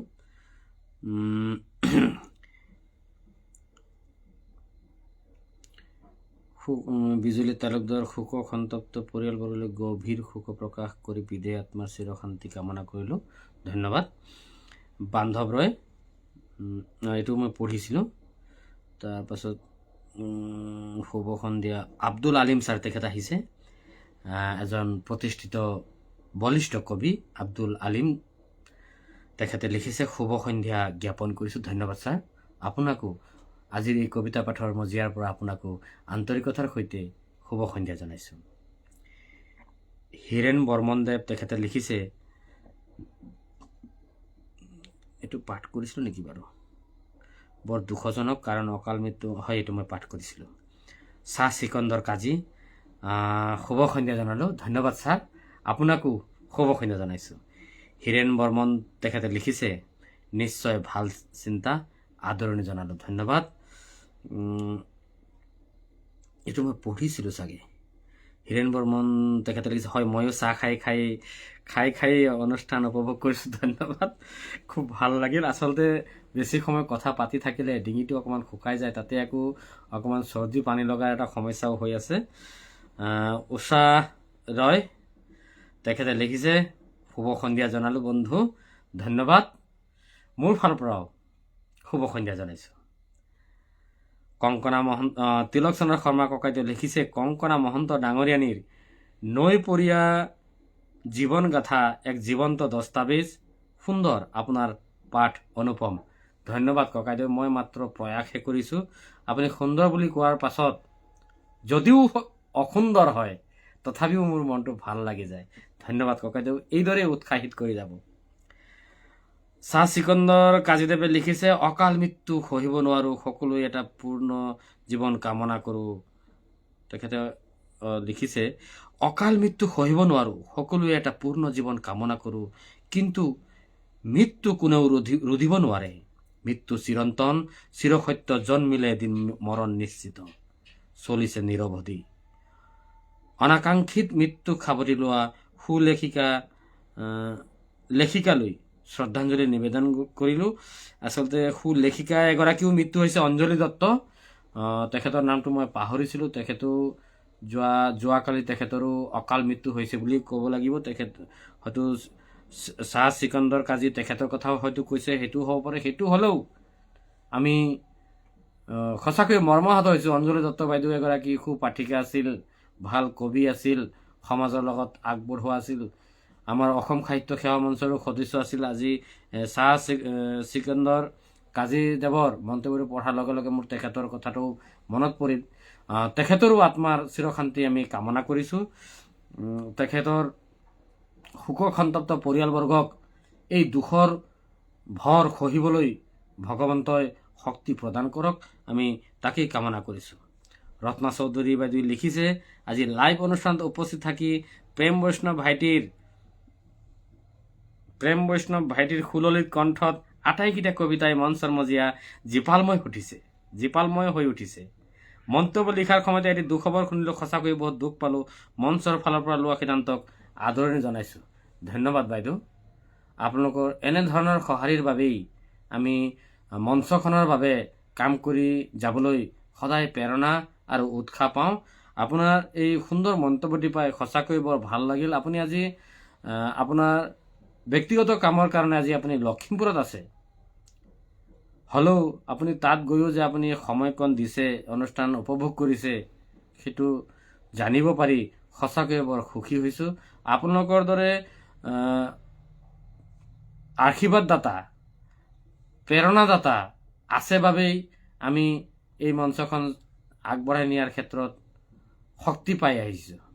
আপোনালোকৰ এই মৰম আৰু এই শ্ৰদ্ধা আমি সদায় আন্তৰিকতাৰ সৈতে গ্ৰহণ কৰিম। বান্ধৱ ৰয়দেৱে লিখিছে, সদায় আছোঁ অসম সাহিত্য সেৱা মঞ্চৰ প্ৰতিটো খোজত, আপোনালোকৰ প্ৰতিটো কামত অংশীদাৰ হৈ জয়তো অসম সাহিত্য সেৱা মঞ্চ। বৰ ডাঙৰ কথা ক'লে আপুনি, খুব ভাল লাগিল। আপোনাৰ এই কথাখিনিত আমি যে কিমান সাহস পাইছোঁ, আপোনাক হয়তো বুজাব পৰা সেই শব্দ, বৰ্ণ, বাক্যৰ মোৰ নাই। খুব ভাল লাগিল আপোনাৰ এই মন্তব্যটি।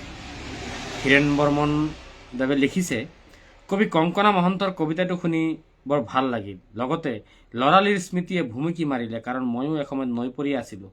কবিজনালৈ শুভেচ্ছা জনালোঁ, লগতে পাঠক প্ৰেম বৈষ্ণৱ দেৱলৈ কৃতজ্ঞতা জনালোঁ। ধন্যবাদ। আপোনালোকৰ দৰে অভিজ্ঞ সাহিত্য সেৱক, কবি, সুলেখকসকলৰ পৰা এনেধৰণৰ মন্তব্যত আমি বৰ সুখী হওঁ, উৎসাহিত হওঁ, আৰু আমাৰ বাবে আপোনাৰ মন্তব্য আশীৰ্বাদ স্বৰূপ। আশীৰ্বাদ কৰি যাব, যাতে এইদৰে আপোনালোকৰ লগত সদায় একত্ৰিত হৈ আগুৱাই যাব পাৰোঁ। এনি গগৈ ভণ্টি আহিছে, তেখেতে লিখিছে, শুভ সন্ধ্যা জনালোঁ দাদা, অহা দেৰি হ'ল মোৰ। একো নাই ভণ্টি, তুমি নিশ্চয় ব্যস্ত হৈ আছিলা। ঘৰ সংসাৰৰ কত কি যে জামেলা থাকে, সেই জামেলাখিনি কামখিনি নকৰাকৈ আমি ফেচবুক বা হোৱাটছআপ মেছেঞ্জাৰ সেইবোৰত সময় দিলে নহ'ব। আমাৰ প্ৰাথমিক যিখিনি কাম, আমাৰ ঘৰুৱা যিখিনি কাম, আমাৰ দৈনন্দিন যিখিনি কাম, সেই কামখিনি আমি একাষৰীয়া কৰি আমি যদি ফেচবুক, হোৱাটছআপ, লাইভ, কবিতা পাঠ এইবিলাকত যদি ব্যস্ত থাকোঁ, সেয়া কিন্তু ভাল লক্ষণ নহয়। আমি নিজৰ কৰণীয়খিনি কৰাৰ পাছত যি আজৰি সময়, সেই সময়খিনিক আমি সৎব্যৱহাৰৰ কাৰণে বা নিজৰ জ্ঞান বৰ্ধনৰ কাৰণে, মনোৰঞ্জনৰ কাৰণে আমি যি সামাজিক গণমাধ্যম, ফেচবুকেই হওক, টুইটাৰেই হওক, ইনষ্টাগ্ৰামেই হওক, হোৱাটছআপেই হওক, এইবোৰত আমি সময় দিয়াটো উচিত। কিন্তু আমি যদি একেৰাহে ফেচবুক হোৱাটছআপ কৰি থাকোঁ, আমি জানো নিজৰ ঘৰখনত থাকিও ঘৰখনৰ পৰা বহুত দূৰৰ বাসিন্দা নহমগেনে? গতিকে প্ৰথম প্ৰাথমিকতা পাব ঘৰৰ সদস্য, ঘৰুৱা কাম, দৈনন্দিন কাম, নিজৰ বন্ধু বান্ধৱ, তাৰপিছত অনুষ্ঠান প্ৰতিষ্ঠান, সামাজিক অনুষ্ঠান প্ৰতিষ্ঠান যিবোৰ হয় সেইবোৰতো আমি সময় পৰ্যাপ্ত দিব লাগিব, যিহেতু আমি সামাজিক প্ৰাণী। গতিকে ইয়াত দেৰি হোৱাৰ কোনো কথা নাই। ইমান ব্যস্ততাৰ মাজতো তুমি যে পলমকৈ হ'লেও আহিছা, অনুষ্ঠানটোৰ প্ৰতি তোমাৰ যি অনুগত্য প্ৰদৰ্শন কৰিছা, সেয়া আমাৰ বাবে বহুত। এইদৰেই সদায় আমাৰ লগত থাকি মঞ্চখন আগুৱাই নিয়াৰ ক্ষেত্ৰত সহযোগিতা আগবঢ়াই যাবা বুলি আশা কৰিছোঁ।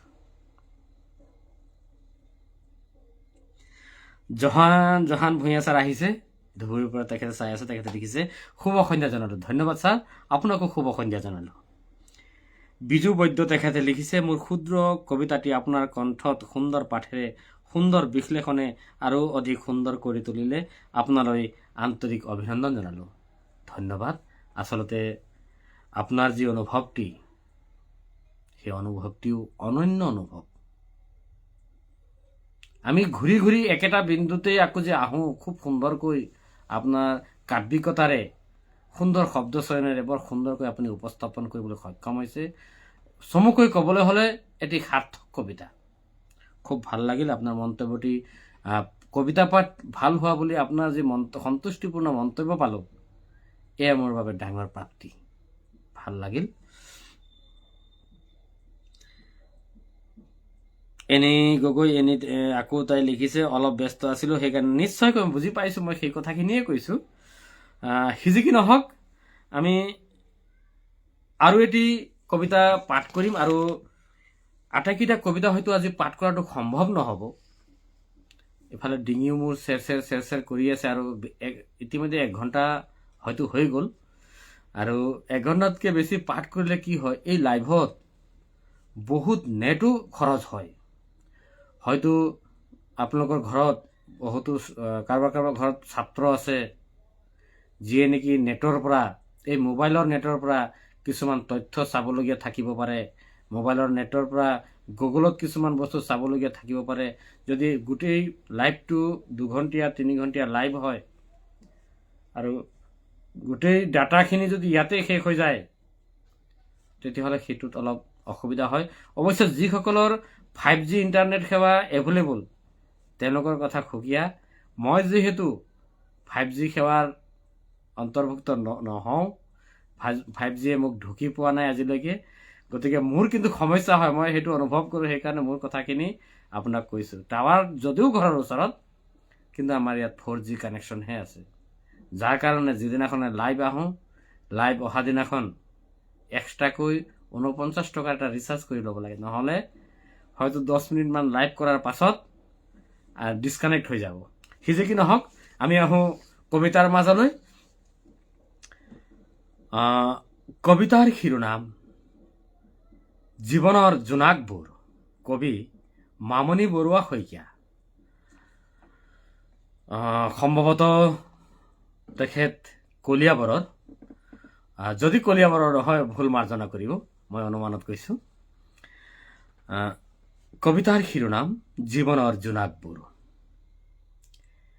জীৱনৰ জোনাকবোৰ চোন আঁতৰি গ'ল খুব এন্ধাৰলে, এন্ধাৰ নামি অহা এক দুৰ্গম ঠাই, তাত জোনাকবোৰ কোচমোচ খাই শুই থাকিব, আকৌ এবাৰ আন্ধাৰ ফালি আঁতৰি আহিবলৈ।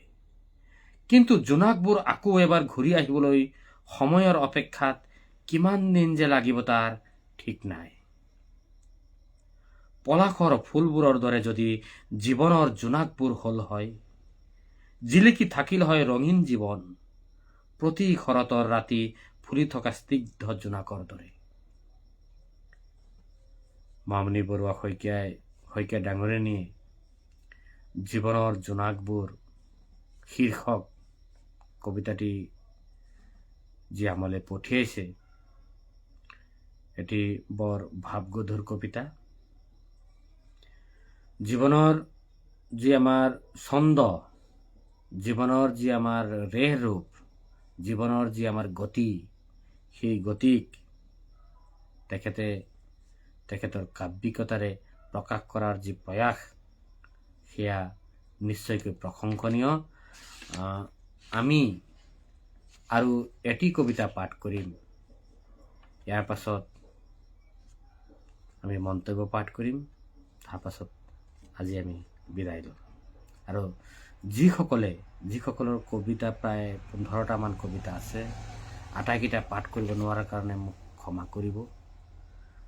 অহা শনিবাৰে আমি কোনো বিজ্ঞাপন বা কোনো কবিতা নলওঁ। এইকেইটা কবিতা পুনৰ পাঠ কৰিম। সেই সময়ত আকৌ আপোনালোকৰ লগত এটি সন্ধিয়া অতিবাহিত কৰিম। আহকচোন আজিৰ যিটো শেষ কবিতা, সেই শেষ কবিতাটি পাঠ কৰাৰ প্ৰয়াস কৰোঁ।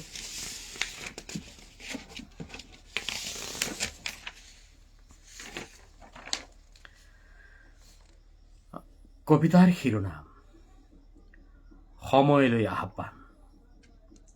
কবি প্ৰতিমা বৰুৱা। প্ৰতিমা বৰবৰুৱা। ৰৈ যা সময়, দি যা স্মৃতি, ৰাখি যা হিয়াৰ আকুলতা। কৈ যা সময় দুখৰ দিনৰ অন্তৰ ভৰা বেদনা। নিদিবি সময় শব্দৰ কোলাহল, নাথাকে তাত মায়া ভৰা শব্দৰ মালা। নাযাবি সময় মন মগজু ধূসৰ কৰি, উচ্চাকাংক্ষাক কৰিবি আকুলতা। নুজুখিবি সময় পোৱা নোপোৱাৰ তোলাচনীত, মানৱতাক মেৰ ঘেৰত ৰাখি। নাহিবি সময় দিক চৌবাটে দি, বিবেক বুদ্ধিক বন্ধকত ৰাখি। আহ যদি আহ সময় নিসন্দেহে সাহসেৰে, নীৰৱতাক সৃষ্টিৰে আহিলা কৰি। আহে সময় ধুমুহাৰ গতিত, শব্দৰ সমদল লৈ, সমন্বয়ৰ সেতু বান্ধি। দিয় যদি দে সময় সম্প্ৰীতিৰ এনাজৰী, উচ্চ নিজ ভেদাভেদ দূৰত ৰাখি। লৈ যা সময় ধুমুহাৰ সতে, অৱজ্ঞা অৱহেলাক মষিমূৰ কৰি। কবিতাটিৰ শব্দ, প্ৰতিটো শব্দত সময়ৰ প্ৰতি কবি প্ৰতিমা বৰবৰুৱা ডাঙৰীয়ানীয়ে যি আহ্বান জনাইছে, সঁচাকৈয়ে বৰ হৃদয়স্পৰ্শী। খুব সুন্দৰকৈ এই কবিতাটি তেখেতে আমালৈ লিখি পঠিয়াইছে। এটি ভাৱগধুৰ কবিতা। সময়ক আমি মূল্য দিব জানিব লাগিব। সময়ৰ মূল্য যদি আমি সময়ত দিব নোৱাৰোঁ, তেতিয়াহ'লে আমি সময়ত বৰ বেয়াকে পস্তাবলগীয়া হ'ব। সেয়ে উপযুক্ত সময়ত উপযুক্ত মূল্য দিয়াটোৱে হ'ল আমাৰ প্ৰথম কাম। সেইখিনিয়ে কবিয়ে সময়ক আহ্বান জনাইছে, যাতে সময়ে আমাক পিছ পেলাই থৈ গুচি নাযায়, তাৰ কাৰণে কবি আহ্বান জনাইছে। কবিৰ এই আকুল আহ্বানৰ আমি শ্ৰদ্ধা জনাইছোঁ। কিন্তু সময়ক আমি কেতিয়াও নিয়ন্ত্ৰণ কৰিব নোৱাৰোঁ। সময়ে অবিৰাম অবিচল গতিত সি নিজৰ বাটত, নিজৰ দিশত, নিজৰ ইচ্ছাত গৈ আছে, গৈ থাকিব অনন্ত কাললৈ। হয়তো আপুনি মই নাথাকিম, কিন্তু সময় গৈ থাকিব, গৈয়ে থাকিব। সময় কেতিয়াও ৰৈ নাথাকে। খুব এটি ভাৱগধুৰ কবিতা। আমি মন্তব্যৰ দিশলৈ আগবাঢ়িছোঁ। কেইটামান মন্তব্য হয়তো আহিছে।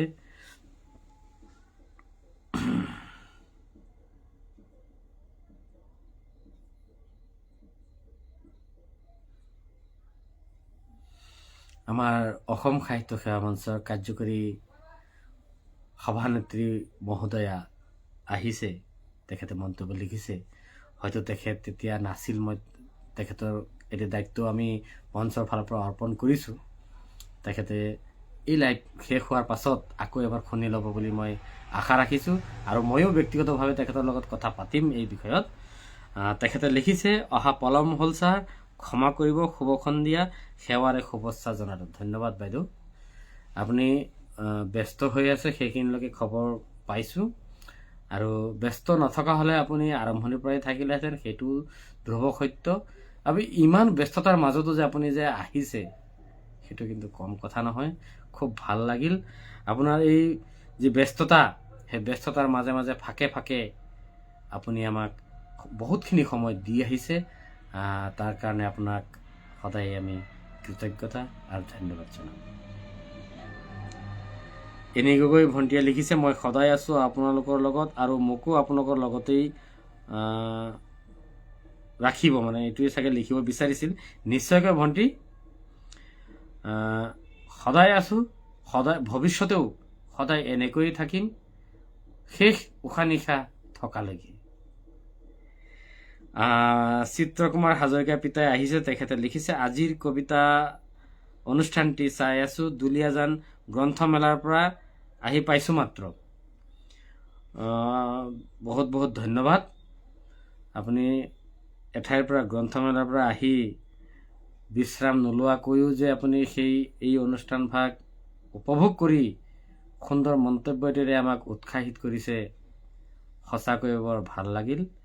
আপুনি অসম সাহিত্য সেৱা মঞ্চৰ মুখ্য প্ৰশাসিকা পূজা প্ৰেম বৈষ্ণৱৰ পিতৃ হোৱাৰ লগতে আমাৰ মঞ্চখনৰো আপুনি অভিভাৱক, আপুনি জ্যেষ্ঠ, আৰু সেই ধৰণে আপুনি মাজে সময়ে আমাক দিহা পৰামৰ্শ আপুনি দিও আহিছে আৰু ভৱিষ্যতেও এই ধৰণে দিহা পৰামৰ্শ, উৎসাহ, উদ্দীপনা জনাই আমাৰ এই মঞ্চখনক আগুৱাই নি যাব বুলি আমি সদায় আশা কৰোঁ। আপোনাক ভগৱানে সদায় কুশলে ৰাখক, আমি তাকেই আশা কৰোঁ। দীপিকা ফুকন বাইদেৱে লিখিছে, আজি কবিতাৰ সম্প্ৰচাৰ অনুষ্ঠানত সংযোগ হোৱা কবি সতীৰ্থসকলক অসম সাহিত্য সেৱা মঞ্চৰ তৰফৰ পৰা বহুতো মৰমেৰে আন্তৰিক ধন্যবাদ জ্ঞাপন কৰিছোঁ। ধন্যবাদ বাইদেউ। আপোনাৰ হৈ আমিও আজিৰ এই অনুষ্ঠানত উপস্থিত থকা সকলোটিলৈ আন্তৰিক ধন্যবাদ আৰু কৃতজ্ঞতা জ্ঞাপন কৰিছোঁ। আৰম্ভণিৰ পৰা থাকি আপোনালোকে যি সুন্দৰ সুন্দৰ মন্তব্যৰে আজিৰ এই কবিতা পাঠ কৰিবলৈ মোক উৎসাহিত কৰি আহিছে, সুন্দৰ সুন্দৰ মন্তব্যৰে আমাৰ মঞ্চৰ মজিয়া জীপালময় কৰি ৰাখিছে, তাৰ কাৰণে অকল ধন্যবাদ যদি জনাওঁ মোৰ বোধেৰে হয়তো সেইটো কম হ'ব, কিন্তু তাতকৈনো আৰু বেছি কি ক'ম। সেই শব্দৰ সন্ধানত ময়ো আছোঁ যে ধন্যবাদৰ ওপৰতো আৰু কিবা ক'ব পাৰি নেকি। সি যে কি নহওক, আপোনালোকৰ এই মৰম, এই আন্তৰিকতা আমি সদায় আশীৰ্বাদ স্বৰূপে আমি গ্ৰহণ কৰি আহিছোঁ। দীপিকা দেৱী, তাই নলবাৰীৰ পৰা চাই আছে, তাই লিখিছে, দাদা শুভ সন্ধ্যা জনালোঁ, ধন্যবাদ ভণ্টি। বিজুলী তালুকদাৰ ডাঙৰীয়া আহিছে, তেখেতে লিখিছে, কিছু সময়ৰ বাবে আঁতৰি যাবলগীয়া হোৱাৰ বাবে দুখিত, একো নাই। আপুনি ইমান ব্যস্ততা, আপোনাৰ যি ঘৰুৱা ব্যস্ততা, সেইটো হয়তো এতিয়ালৈকে বহুতেই গম পোৱা নাই, কিন্তু আমি জানো। আৰু যোৱা লাইভতো মই কৈছিলোঁ, আমাৰ বিজুলী তালুকদাৰ বাইদেউৰ কন্যা দুহিতা, তাইৰ শুভ পৰিণয়ৰ দিন একেবাৰে চমু চাপি আহিছে। তথাপিতো বিয়া এখন ঘৰত অনুষ্ঠিত হ'লে কিমান ব্যস্ততা থাকে, কিমান কাম থাকে, তাৰ মাজতো যে আপুনি সময় উলিয়াই অসম সাহিত্য সেৱা মঞ্চৰ সুপ্ৰভাতৰ দৰে এটি অনুষ্ঠান ইমান নিষ্ঠা আৰু সততাৰে যে আপুনি নিয়মীয়াকৈ চলাই আহিছে, তাৰ কাৰণে আপোনাক হৃদয়ৰ পৰা কৃতজ্ঞতা আৰু ধন্যবাদ জনাইছোঁ। আপুনি ইমান নিষ্ঠাৰ সহকাৰে অনুষ্ঠানটো চলোৱাৰ কাৰণে আমি সঁচাকৈয়ে বৰ সুখী হৈছোঁ। আৰু ইমান ডাঙৰ এটা অনুষ্ঠান ঘৰত অহাৰ পাছত আপুনি যে সময় দিছে, এইটো কিন্তু কম আচৰিত কথা নহয়, বা অসমীয়া ভাষা সাহিত্যৰ প্ৰতি আপোনাৰ যি আন্তৰিকতা, সেইটো কম নহয়। যথেষ্টখিনি আপোনাৰ আন্তৰিকতা আপোনাৰ আছে বাবেই আপুনি ইমান ব্যস্ততাৰ মাজত আপুনি ঢপলিয়াই আহে মঞ্চৰ অনুষ্ঠান চাবলৈ, মঞ্চত মন্তব্য দিবলৈ।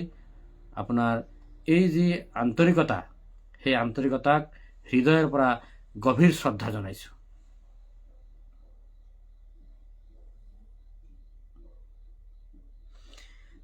চিত্ৰকুমাৰ হাজৰিকা পিতাই লিখিছে, জীৱনৰ জোনাক শীৰ্ষক কবিতাটো শুনি ভাল পালোঁ, ধন্যবাদ পিতাই। দীপিকা ফুকন বাইদেৱে লিখিছে, মামণি বৰুৱা শইকীয়া বাইদেউৰ কবিতাটো ভাল লাগিল, জীৱনবোধৰ কবিতা, পাঠ অতি সুন্দৰ হৈছে বুলি শুনি ভাল লাগিছে। কিন্তু মই ভাবোঁ আপোনাৰ যি পাঠ, অৰ্থাৎ আপুনি যোৱা অতদিনে আপুনি যি পাঠ কৰি আহিছে, যি সুন্দৰ, যি লালিত্য, যি শ্ৰুতিমধুৰ কণ্ঠেৰে আপুনি পাঠ কৰি আহিছে, তাৰ তুলনাত হয়তো তুলনা কৰিব নোৱাৰি।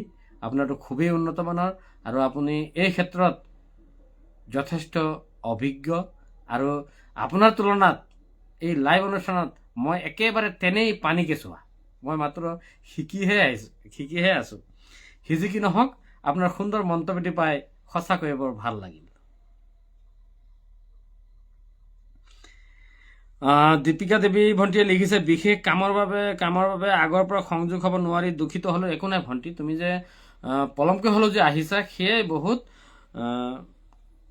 বহুতৰে ব্যস্ততা থাকে, বিভিন্ন ধৰণৰ ব্যস্ততা থাকে, আৰু সেই ব্যস্ততা আমি আওকাণ কৰিব নোৱাৰো। কিছুমান ব্যস্ততা এৰাব নোৱাৰা ব্যস্ততা থাকেই। হ'লেও যে তুমি আহিছা, সেইটোৱে আমাৰ বাবে বহুত। কবি চিত্ৰকুমাৰ হাজৰিকা পিতাই লিখিছে, পাঠ কৰিলো নেকি, কবি প্ৰতিমা বৰুৱাৰ কবিতাটি শুনি ভাল লাগিল, ধন্যবাদ পিতাই। আমাৰ মুখ্য উপদেষ্টা শ্ৰদ্ধা তিলক চন্দ্ৰ শৰ্মাদেৱে লিখিছে, আৰম্ভণিৰ পৰা শেষলৈ প্ৰতিটো কবিতাই আছিল সুন্দৰ, অৰ্থবহ আৰু বাৰ্তাবাহক। পাঠ আৰু সুন্দৰ বিশ্লেষণে আপলোড কৰিছে। পাঠকগৰাকী কৃতকাৰ্য হৈছে তেখেতৰ প্ৰচেষ্টাত। সকলো লোকে পুনৰ ধন্যবাদ জ্ঞাপন কৰিছো। খুব ভাল লাগিল আপোনাৰ সুন্দৰ মন্তব্যটি পাই। এনে মন্তব্য পালে কাৰনো ভাল নালাগিব বাৰু কওকচোন। ভাল লাগিল। আপোনাৰ সুন্দৰ মন্তব্যটোৰ কাৰণে হৃদয়ৰ পৰা কৃতজ্ঞতা জ্ঞাপন কৰিছো। শাহ সিকন্দৰ কাজী ছাৰে লিখিছে, সময়ৰ আহ্বান এটি সাৰ্থক কবিতা, পাঠ শুনি আপ্লুত হলো, ধন্যবাদ। কৈলাশ চুতীয়াদেৱে লিখিছে, প্ৰতিমা বৰুৱা ডাঙৰীয়ানীৰ কবিতাটিৰ ভাৱ প্ৰকাশ বৰ সুন্দৰ, আপোনাৰ সুন্দৰ কণ্ঠত পাঠ শুনি ভাল লাগিছে, ধন্যবাদ। আপোনাৰ সুন্দৰ মন্তব্যটি পাই ভাল লাগিল। হীৰেণ বৰ্মন তেখেতে লিখিছে, ব্যস্ত নাথাকিলে কবিতা পাঠ অনুষ্ঠান মোৰ প্ৰিয়, নিজে নিদিলেও আনৰ কবিতা শ্ৰৱণ কৰি বৰ আনন্দ উপভোগ কৰো, ধন্যবাদ। আজিৰ কবিসকললৈ পাঠক ওৰফে সুবিশ্লেষক হিচাপে আপোনালৈ অভিনন্দন জনালো আন্তৰিকতাৰে, বহুত বহুত ধন্যবাদ। আচলতে যিসকলৰ সাহিত্যৰ প্ৰতি অনুৰাগ থাকে, সাহিত্যৰ প্ৰতি প্ৰেম থাকে, তেখেতসকলে যিকোনো ত্যাগৰ বিনিময়ত হলেও এনেধৰণৰ অনুষ্ঠানত উপস্থিত থাকে। আৰু এনেধৰণৰ ত্যাগৰ মনোভাৱ থকা ব্যক্তিসকলৰ কাৰণেই আজি অসমীয়া ভাষা সাহিত্যৰ যি বৰ্ণিল যাত্ৰা, সেই বৰ্ণিল যাত্ৰা দিনক দিনে ঊৰ্ধ্বগামী হৈছে বুলি আমি ভাবিব পাৰো। আমাৰ হীৰেণ বৰ্মন দেৱে বৰ এটি সুন্দৰ কথা কৈছে যে মোৰ কবিতা নাই অথচ মই আছো। এইটো আচলতে বহুতে ভাবে যে নাই মোৰ কবিতা নাই, মই তাত গৈ কি কৰিম। কিন্তু আচলতে কথাটো তেনেকে ভাবিলে অকমান নয়ৰ্থক ভবা নিচিনা হয়। আচলতে কথাখিনি আমি ধনাত্মক দিশেৰে যদি ভবা যায়, তেতিয়াহ'লে আমি যিমান অধ্যয়ন কৰিম, আমি সিমানেই নতুন নতুন কথা শিকিব পাৰিম। যদি কোনোবা এজনে যিমানেই শিক্ষিত নহওক, তেওঁৰ যদি সাহিত্যৰ প্ৰতি ৰাপ নাথাকে, যদি চৰ্চা নাথাকে, তেওঁ নিশ্চয় সুন্দৰ বা বলিষ্ঠ বা সাৰ্থক কবিতা বা যিকোনো লেখা, প্ৰবন্ধ, গদ্য লেখা আদি লিখিবলৈ অসমৰ্থ হ'ব। তাৰ কাৰণে প্ৰথম লাগিব তেওঁৰ শব্দ ভাণ্ডাৰ, বস্তুৰ প্ৰতি যি বিষয়বস্তু, সেই বিষয়বস্তুৰ সাম্যক ধাৰণা, আৰু লেখাৰ যি লালিত্য, শব্দৰ যি প্ৰয়োগ, সেইখিনি তেওঁ লাগিব। আৰু সেইখিনি জানিবলৈ হলে আমি অধ্যয়ন কিছু কৰিব লাগিব। আমি এনেধৰণৰ অনুষ্ঠানত যদি উপস্থিত থাকো, বা সাহিত্যৰ যিকোনো অনুষ্ঠানত যদি আমি উপস্থিত থাকো, সভাই সমিতিয়ে যদি আমি উপস্থিত থাকো, তাৰ পৰা কিবা নহয় কিবা আমি নিজে নজনাকৈ আমি লাভান্বিত হওঁ। হয়তো আমি আজিৰ লাইভত থাকি মই আপোনালোকৰ পৰা কি শিকিলোঁ হয়তো মই আজি অনুভৱ নকৰিব পাৰোঁ, কিন্তু হয়তো এদিন মোৰ মনত পৰিব, হয় মই লাইভ কৰি থাকোঁতে অমুকে ইমান সুন্দৰ এটা মন্তব্য আগবঢ়াইছিল, সেইটোৱে মোৰ শিক্ষা। আমি সৰুৰ পৰাও শিকিবলগীয়া থাকে, ডাঙৰৰ পৰাও আমি শিকিবলগীয়া থাকে, আমি পৰিস্থিতি পৰিৱেশৰ পৰা সময়ৰ পৰা আমি শিকিবলগীয়া থাকে। আমি জন্মৰ পৰা শেষ উশাহ নিশাহ থকালৈকে আমি প্ৰত্যেকেই একোজন ছাত্ৰ। আমাৰ এই ছাত্ৰ জীৱনৰ পৰে সেইদিনাখনেই, যিদিনাখন আমাক 4জন মানুহে কান্ধত কৰি ঘৰৰ পৰা উলিয়াই লৈ যায়, সেইদিনাখনেই আমাৰ ছাত্ৰ জীৱনৰ পৰে। সেইদিনাখনেই আমাৰ ব্যস্ততাৰ পৰে। তাৰ আগত আমাৰ ব্যস্ততাৰ নপৰে, আমাৰ চিন্তাৰ শেষ নাই, আমাৰ আশাৰ শেষ নাই, এটাৰ পিছত এটা গতানুগতিকভাৱে এইদৰেই চলি থাকে। সি যি কি নহওক, আপোনাৰ মন্তব্যটো পাঠ কৰি মই অকণমান বেলেগ ফালে গতি কৰাৰ নিচিনা হৈছিল। আকৌ আহিছোঁ আৰু দুটামান মন্তব্য আছে, পাঠ কৰি বিদায় ল'ম। এনি গগৈ ভণ্টিয়ে লিখিছে, ভাল লাগিল আপোনাৰ কবিতা পাঠ। ধন্যবাদ ভণ্টি। মামণি বৰুৱা, হয়তো আপোনাৰ কবিতা এটি হয়তো মই খন্তেক পূৰ্বে পাঠ কৰিছোঁ।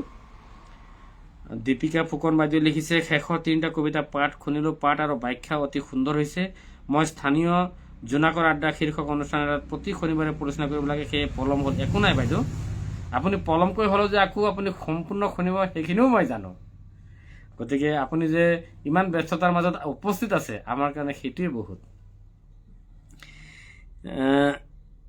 বিজুলী তালুকদাৰ ডাঙৰীয়াই লিখিছে, সকলোকে হৃদয়ংগম কৃতজ্ঞতা জ্ঞাপন কৰিলোঁ। ধন্যবাদ বাইদেউ। দীপিকা ফুকন বাইদেৱে লিখিছে, আপুনি লাইভ নকৰাকৈ এই ক্ষেত্ৰত পৰিপক্ক হৈ আহিছে ছাৰ।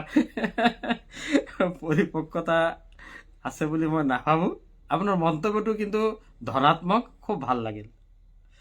দাদা শেষৰ কবিতা পাঠ অংশ ভাগত পালোঁ। আচ্ছা ঠিক আছে। আপোনাৰ খুব সুন্দৰ কণ্ঠেৰে কবিতাখিনি শুনিবলৈ শ্ৰুতিমধুৰ হৈছে, ভাল লাগিল। ধন্যবাদ। তোমাৰ সুন্দৰ মন্তব্যটি পাই সঁচাকৈ বৰ ভাল লাগিল। চিত্ৰকুমাৰ হাজৰিকা পিতাই লিখিছে, ভালকৈ পাঠ কৰিলা, বিশ্লেষণো ভাল কৰিছা। বহুত বহুত ধন্যবাদ পিতাই। এনি গগৈ ভণ্টিয়ে লিখিছে, প্ৰেম বৈষ্ণৱ দাদাৰ কণ্ঠত কবিতাৰ শব্দবোৰে যেন এক নতুন প্ৰাণ পায়। আপোনাৰ আবৃত্তিৰ সেই গভীৰতা আৰু প্ৰকাশভংগীৰ সদায় মৰ্মস্পৰ্শী। সঁচাকৈ আপোনাৰ কবিতা পাঠ শুনিলে মনটো সাত পৰে। খুব ভাল লাগিল, মোৰো বৰ ভাল লাগিল ভণ্টি। বৰ সুন্দৰকৈ তুমি মন্তব্যটো লিখিলা। এনে সুন্দৰ মন্তব্যটি মোৰ বাবে এক সাংঘাতিক প্ৰাপ্তি। ভাল লাগিল। এনি গগৈ ভণ্টিও লিখিছে, হয় যোৱা সপ্তাহত আহিব পৰা নাছিল, তাৰ আগৰ সপ্তাহ তোমাৰ কবিতা নাছিল, তথাপিও তুমি উপস্থিত আছিলা। আচলতে সেই আমাৰ কিছুক্ষণ পূৰ্বে আমাৰ হীৰেণ বৰ্মনদেৱক সেই একেই সুৰৰ মন্তব্য দিছিল, খুব ভাল লাগিল। পিতাই এটা কথা লিখিছে, ঠিকেই কৈছা, মানুহে আজীৱন শিকি থাকিব লাগে। হয়, মানুহৰ জীৱনৰ শিক্ষাৰ কোনো শেষ নাই। দীপিকা ফুকন বাইদেৱে লিখিছে, হয় ছাৰ, প্ৰকৃত অনুৰাগীজনে নিজৰ কবিতা নাথাকিলেও সংযোগ হয়। আনৰ সৃষ্টি অধ্যয়ন বা সতীৰ্থৰ কবিতা পাঠ নুশুনিলে নিজৰ সৃষ্টি কেতিয়াও উন্নত কৰিব নোৱাৰে। হয় বাইদেউ, মই হয়তো কথা কওঁতে কথাখিনি আপুনি লিখাৰ দৰে মই হয়তো প্ৰকাশ কৰিব পৰা নাছিলোঁ। আচলতে আমি যদি বেলেগৰটো শুনো, বেলেগে লিখা কিতাপ পঢ়োঁ, তেতিয়াহ'লে আমাৰ শব্দ ভাণ্ডাৰ আমাৰ বৃদ্ধি হ'ব, আমি নতুন কথা শিকিব পাৰিম। কোনেনো মাতৃগৰ্ভৰ পৰা শিকি আহে? কোনেও সেই ক্ষমতা কাৰো নাই, সেই ঐশ্বৰিক ক্ষমতা কাৰো নাই। আমি যি পাইছোঁ ইয়াৰ পৰাই পাইছোঁ, যি শিকিছোঁ ইয়াৰ পৰাই শিকিছোঁ, যি লৈছোঁ ইয়াৰ পৰাই লৈছোঁ, যি দি যাম ইয়াতেই দি যাম। গতিকে শিক্ষাৰ কোনো শেষ নাই। আমাৰ পিতাইও সেই মোৰ মন্তব্য সহমত প্ৰকাশ কৰিছে। মামণি তালুকদাৰ বণিক আহিছে, তেখেতে লিখিছে, শুভ সন্ধ্যা জনালোঁ। ধন্যবাদ বাইদেউ, আপুনি পলমকৈ হ'লেও উপস্থিত হোৱাৰ কাৰণে বৰ ভাল লাগিল। বিজুলী তালুকদাৰ ডাঙৰীয়াই লিখিছে, সুন্দৰ কথাৰে অনুপ্ৰাণিত কৰাৰ বাবে আপোনাক অশেষ ধন্যবাদ। আপোনাকো বহুত বহুত ধন্যবাদ। এইখিনিতে সকলোকে পুনৰবাৰ আন এটি অনুৰোধ কৰিব বিচাৰিছোঁ। আমি কবিতা পাঠ কৰিবলৈ যাওঁতে আমাৰ দীপিকা ফুকন বাইদেৱে অনুভৱ কৰিব পাৰিব, বা যিসকলে লাইভত আহে তেখেতসকলে বুজি পাব, মন্তব্য পাঠ কৰি থাকোঁতে কেতিয়াবা এনে কিছুমান গুৰুত্বপূৰ্ণ মন্তব্য ওপৰলৈ উঠি যায়, তাক আৰু দুনাই বিচাৰি পোৱা নাযায়। আৰু তেনেকৈ হয়তো কাৰোবাৰ মন্তব্য ৰৈ যোৱাটো তেনেই স্বাভাৱিক কথা। অনিচ্ছাকৃতভাৱে তেনেকৈ যদি কাৰোবাৰ মন্তব্য মই পাঠ কৰিব নোৱাৰিলোঁ, তাৰ কাৰণে আপোনালোকে মোক ক্ষমা কৰিব বুলি আশা ৰাখিছোঁ। আৰু এই অনুষ্ঠানত আৰম্ভণিৰ পৰা শেষলৈকে উপস্থিত থাকি আমাক যিদৰে উৎসাহিত কৰিলে, তাৰ কাৰণে আপোনালোকৰ চৰণস্পৰ্শী সেৱা জনালোঁ। সদায় আশীৰ্বাদ কৰিব। এনেকৈ যাতে আমি আপোনালোকৰ লগত সদায়ে আগুৱাই যাব পাৰোঁ, সদায় যাতে আমাৰ কৌটিকলীয়া অসমীয়া ভাষা সাহিত্যৰ যি চৰ্চা, যি সাধনা কৰি যাব পাৰোঁ, তাকে আশীৰ্বাদ কৰিব। থাকোঁতে এটি মন্তব্য আহিছে। আমাৰ কাৰ্যকৰী সভাপতি শ্ৰদ্ধেয় দীপিকা ফুকন বাইদেৱে লিখিছে, আজি কবিতা সম্প্ৰচাৰ অনুষ্ঠানত সংযোগ হোৱা প্ৰতিগৰাকী সতীৰ্থৰ লগতে যিসকল কবিয়ে কবিতাৰ সহযোগ কৰিলে আমি ধন্যবাদ জ্ঞাপন কৰিছোঁ। আপোনালোকে আমাৰ জীৱনী শক্তি। প্ৰতিটো অনুষ্ঠানতে আপোনালোকৰ বহুমূলীয়া উপস্থিতি কামনা কৰিলোঁ। হয় বাইদেউ, যিসকলে কবিতা দিছিল তেখেতসকলেই আমাৰ মূল সমল। তেখেতসকলৰ যি লেখা সেয়াই আমাৰ মূল সমল। আমাক 15টা নে 16টা কবিতা আছিল। সময়ৰ অভাৱত মই সেইকেইটা কবিতা পাঠ কৰিব নোৱাৰিলোঁ, কিন্তু আপোনালোকক কথা দিছোঁ, অহা সপ্তাহত আমি কোনো নতুন কবিতা নলওঁ। সেইকেইটা কবিতা পাঠ কৰিম, কাকো নিৰাশ নকৰোঁ। আমি যিখিনি পাৰোঁ, যিদৰে পাৰোঁ সেইধৰণেই আমি চেষ্টা কৰিম। আৰু সকলোৰে সহযোগত আজিৰ এই লাইভত উপস্থিত থাকি মোৰ বৰ ভাল লাগিল। আৰম্ভণিৰ পৰা শেষলৈকে আপোনালোকে সুন্দৰ সুন্দৰ মন্তব্যৰে মোক সহযোগ কৰি আগবঢ়াই নিয়াৰ কাৰণে সকলোলৈ পুনৰবাৰ আন্তৰিক ধন্যবাদ আৰু কৃতজ্ঞতা জনাইছোঁ। পৰমপিতা পৰমেশ্বৰে আপোনালোকক সদায় কুশলে ৰাখক। আপোনালোকৰ মনোবাঞ্ছা অৰ্থাৎ আপোনালোকৰ যি সপোন, সেই সপোন সদায় বাস্তৱায়িত হওক। আমাৰ সমাজত শান্তি সমৃদ্ধি প্ৰতিষ্ঠিত হওক, অপায় অমংগলবোৰ নোহোৱা হওক, তাকেই কামনা কৰি, সকলোৰে সুস্বাস্থ্য কামনা কৰি মই আজিৰ এই লাইভ অনুষ্ঠানৰ পৰা মেলনি মাগিছোঁ। শুভৰাত্ৰি। ধন্যবাদ।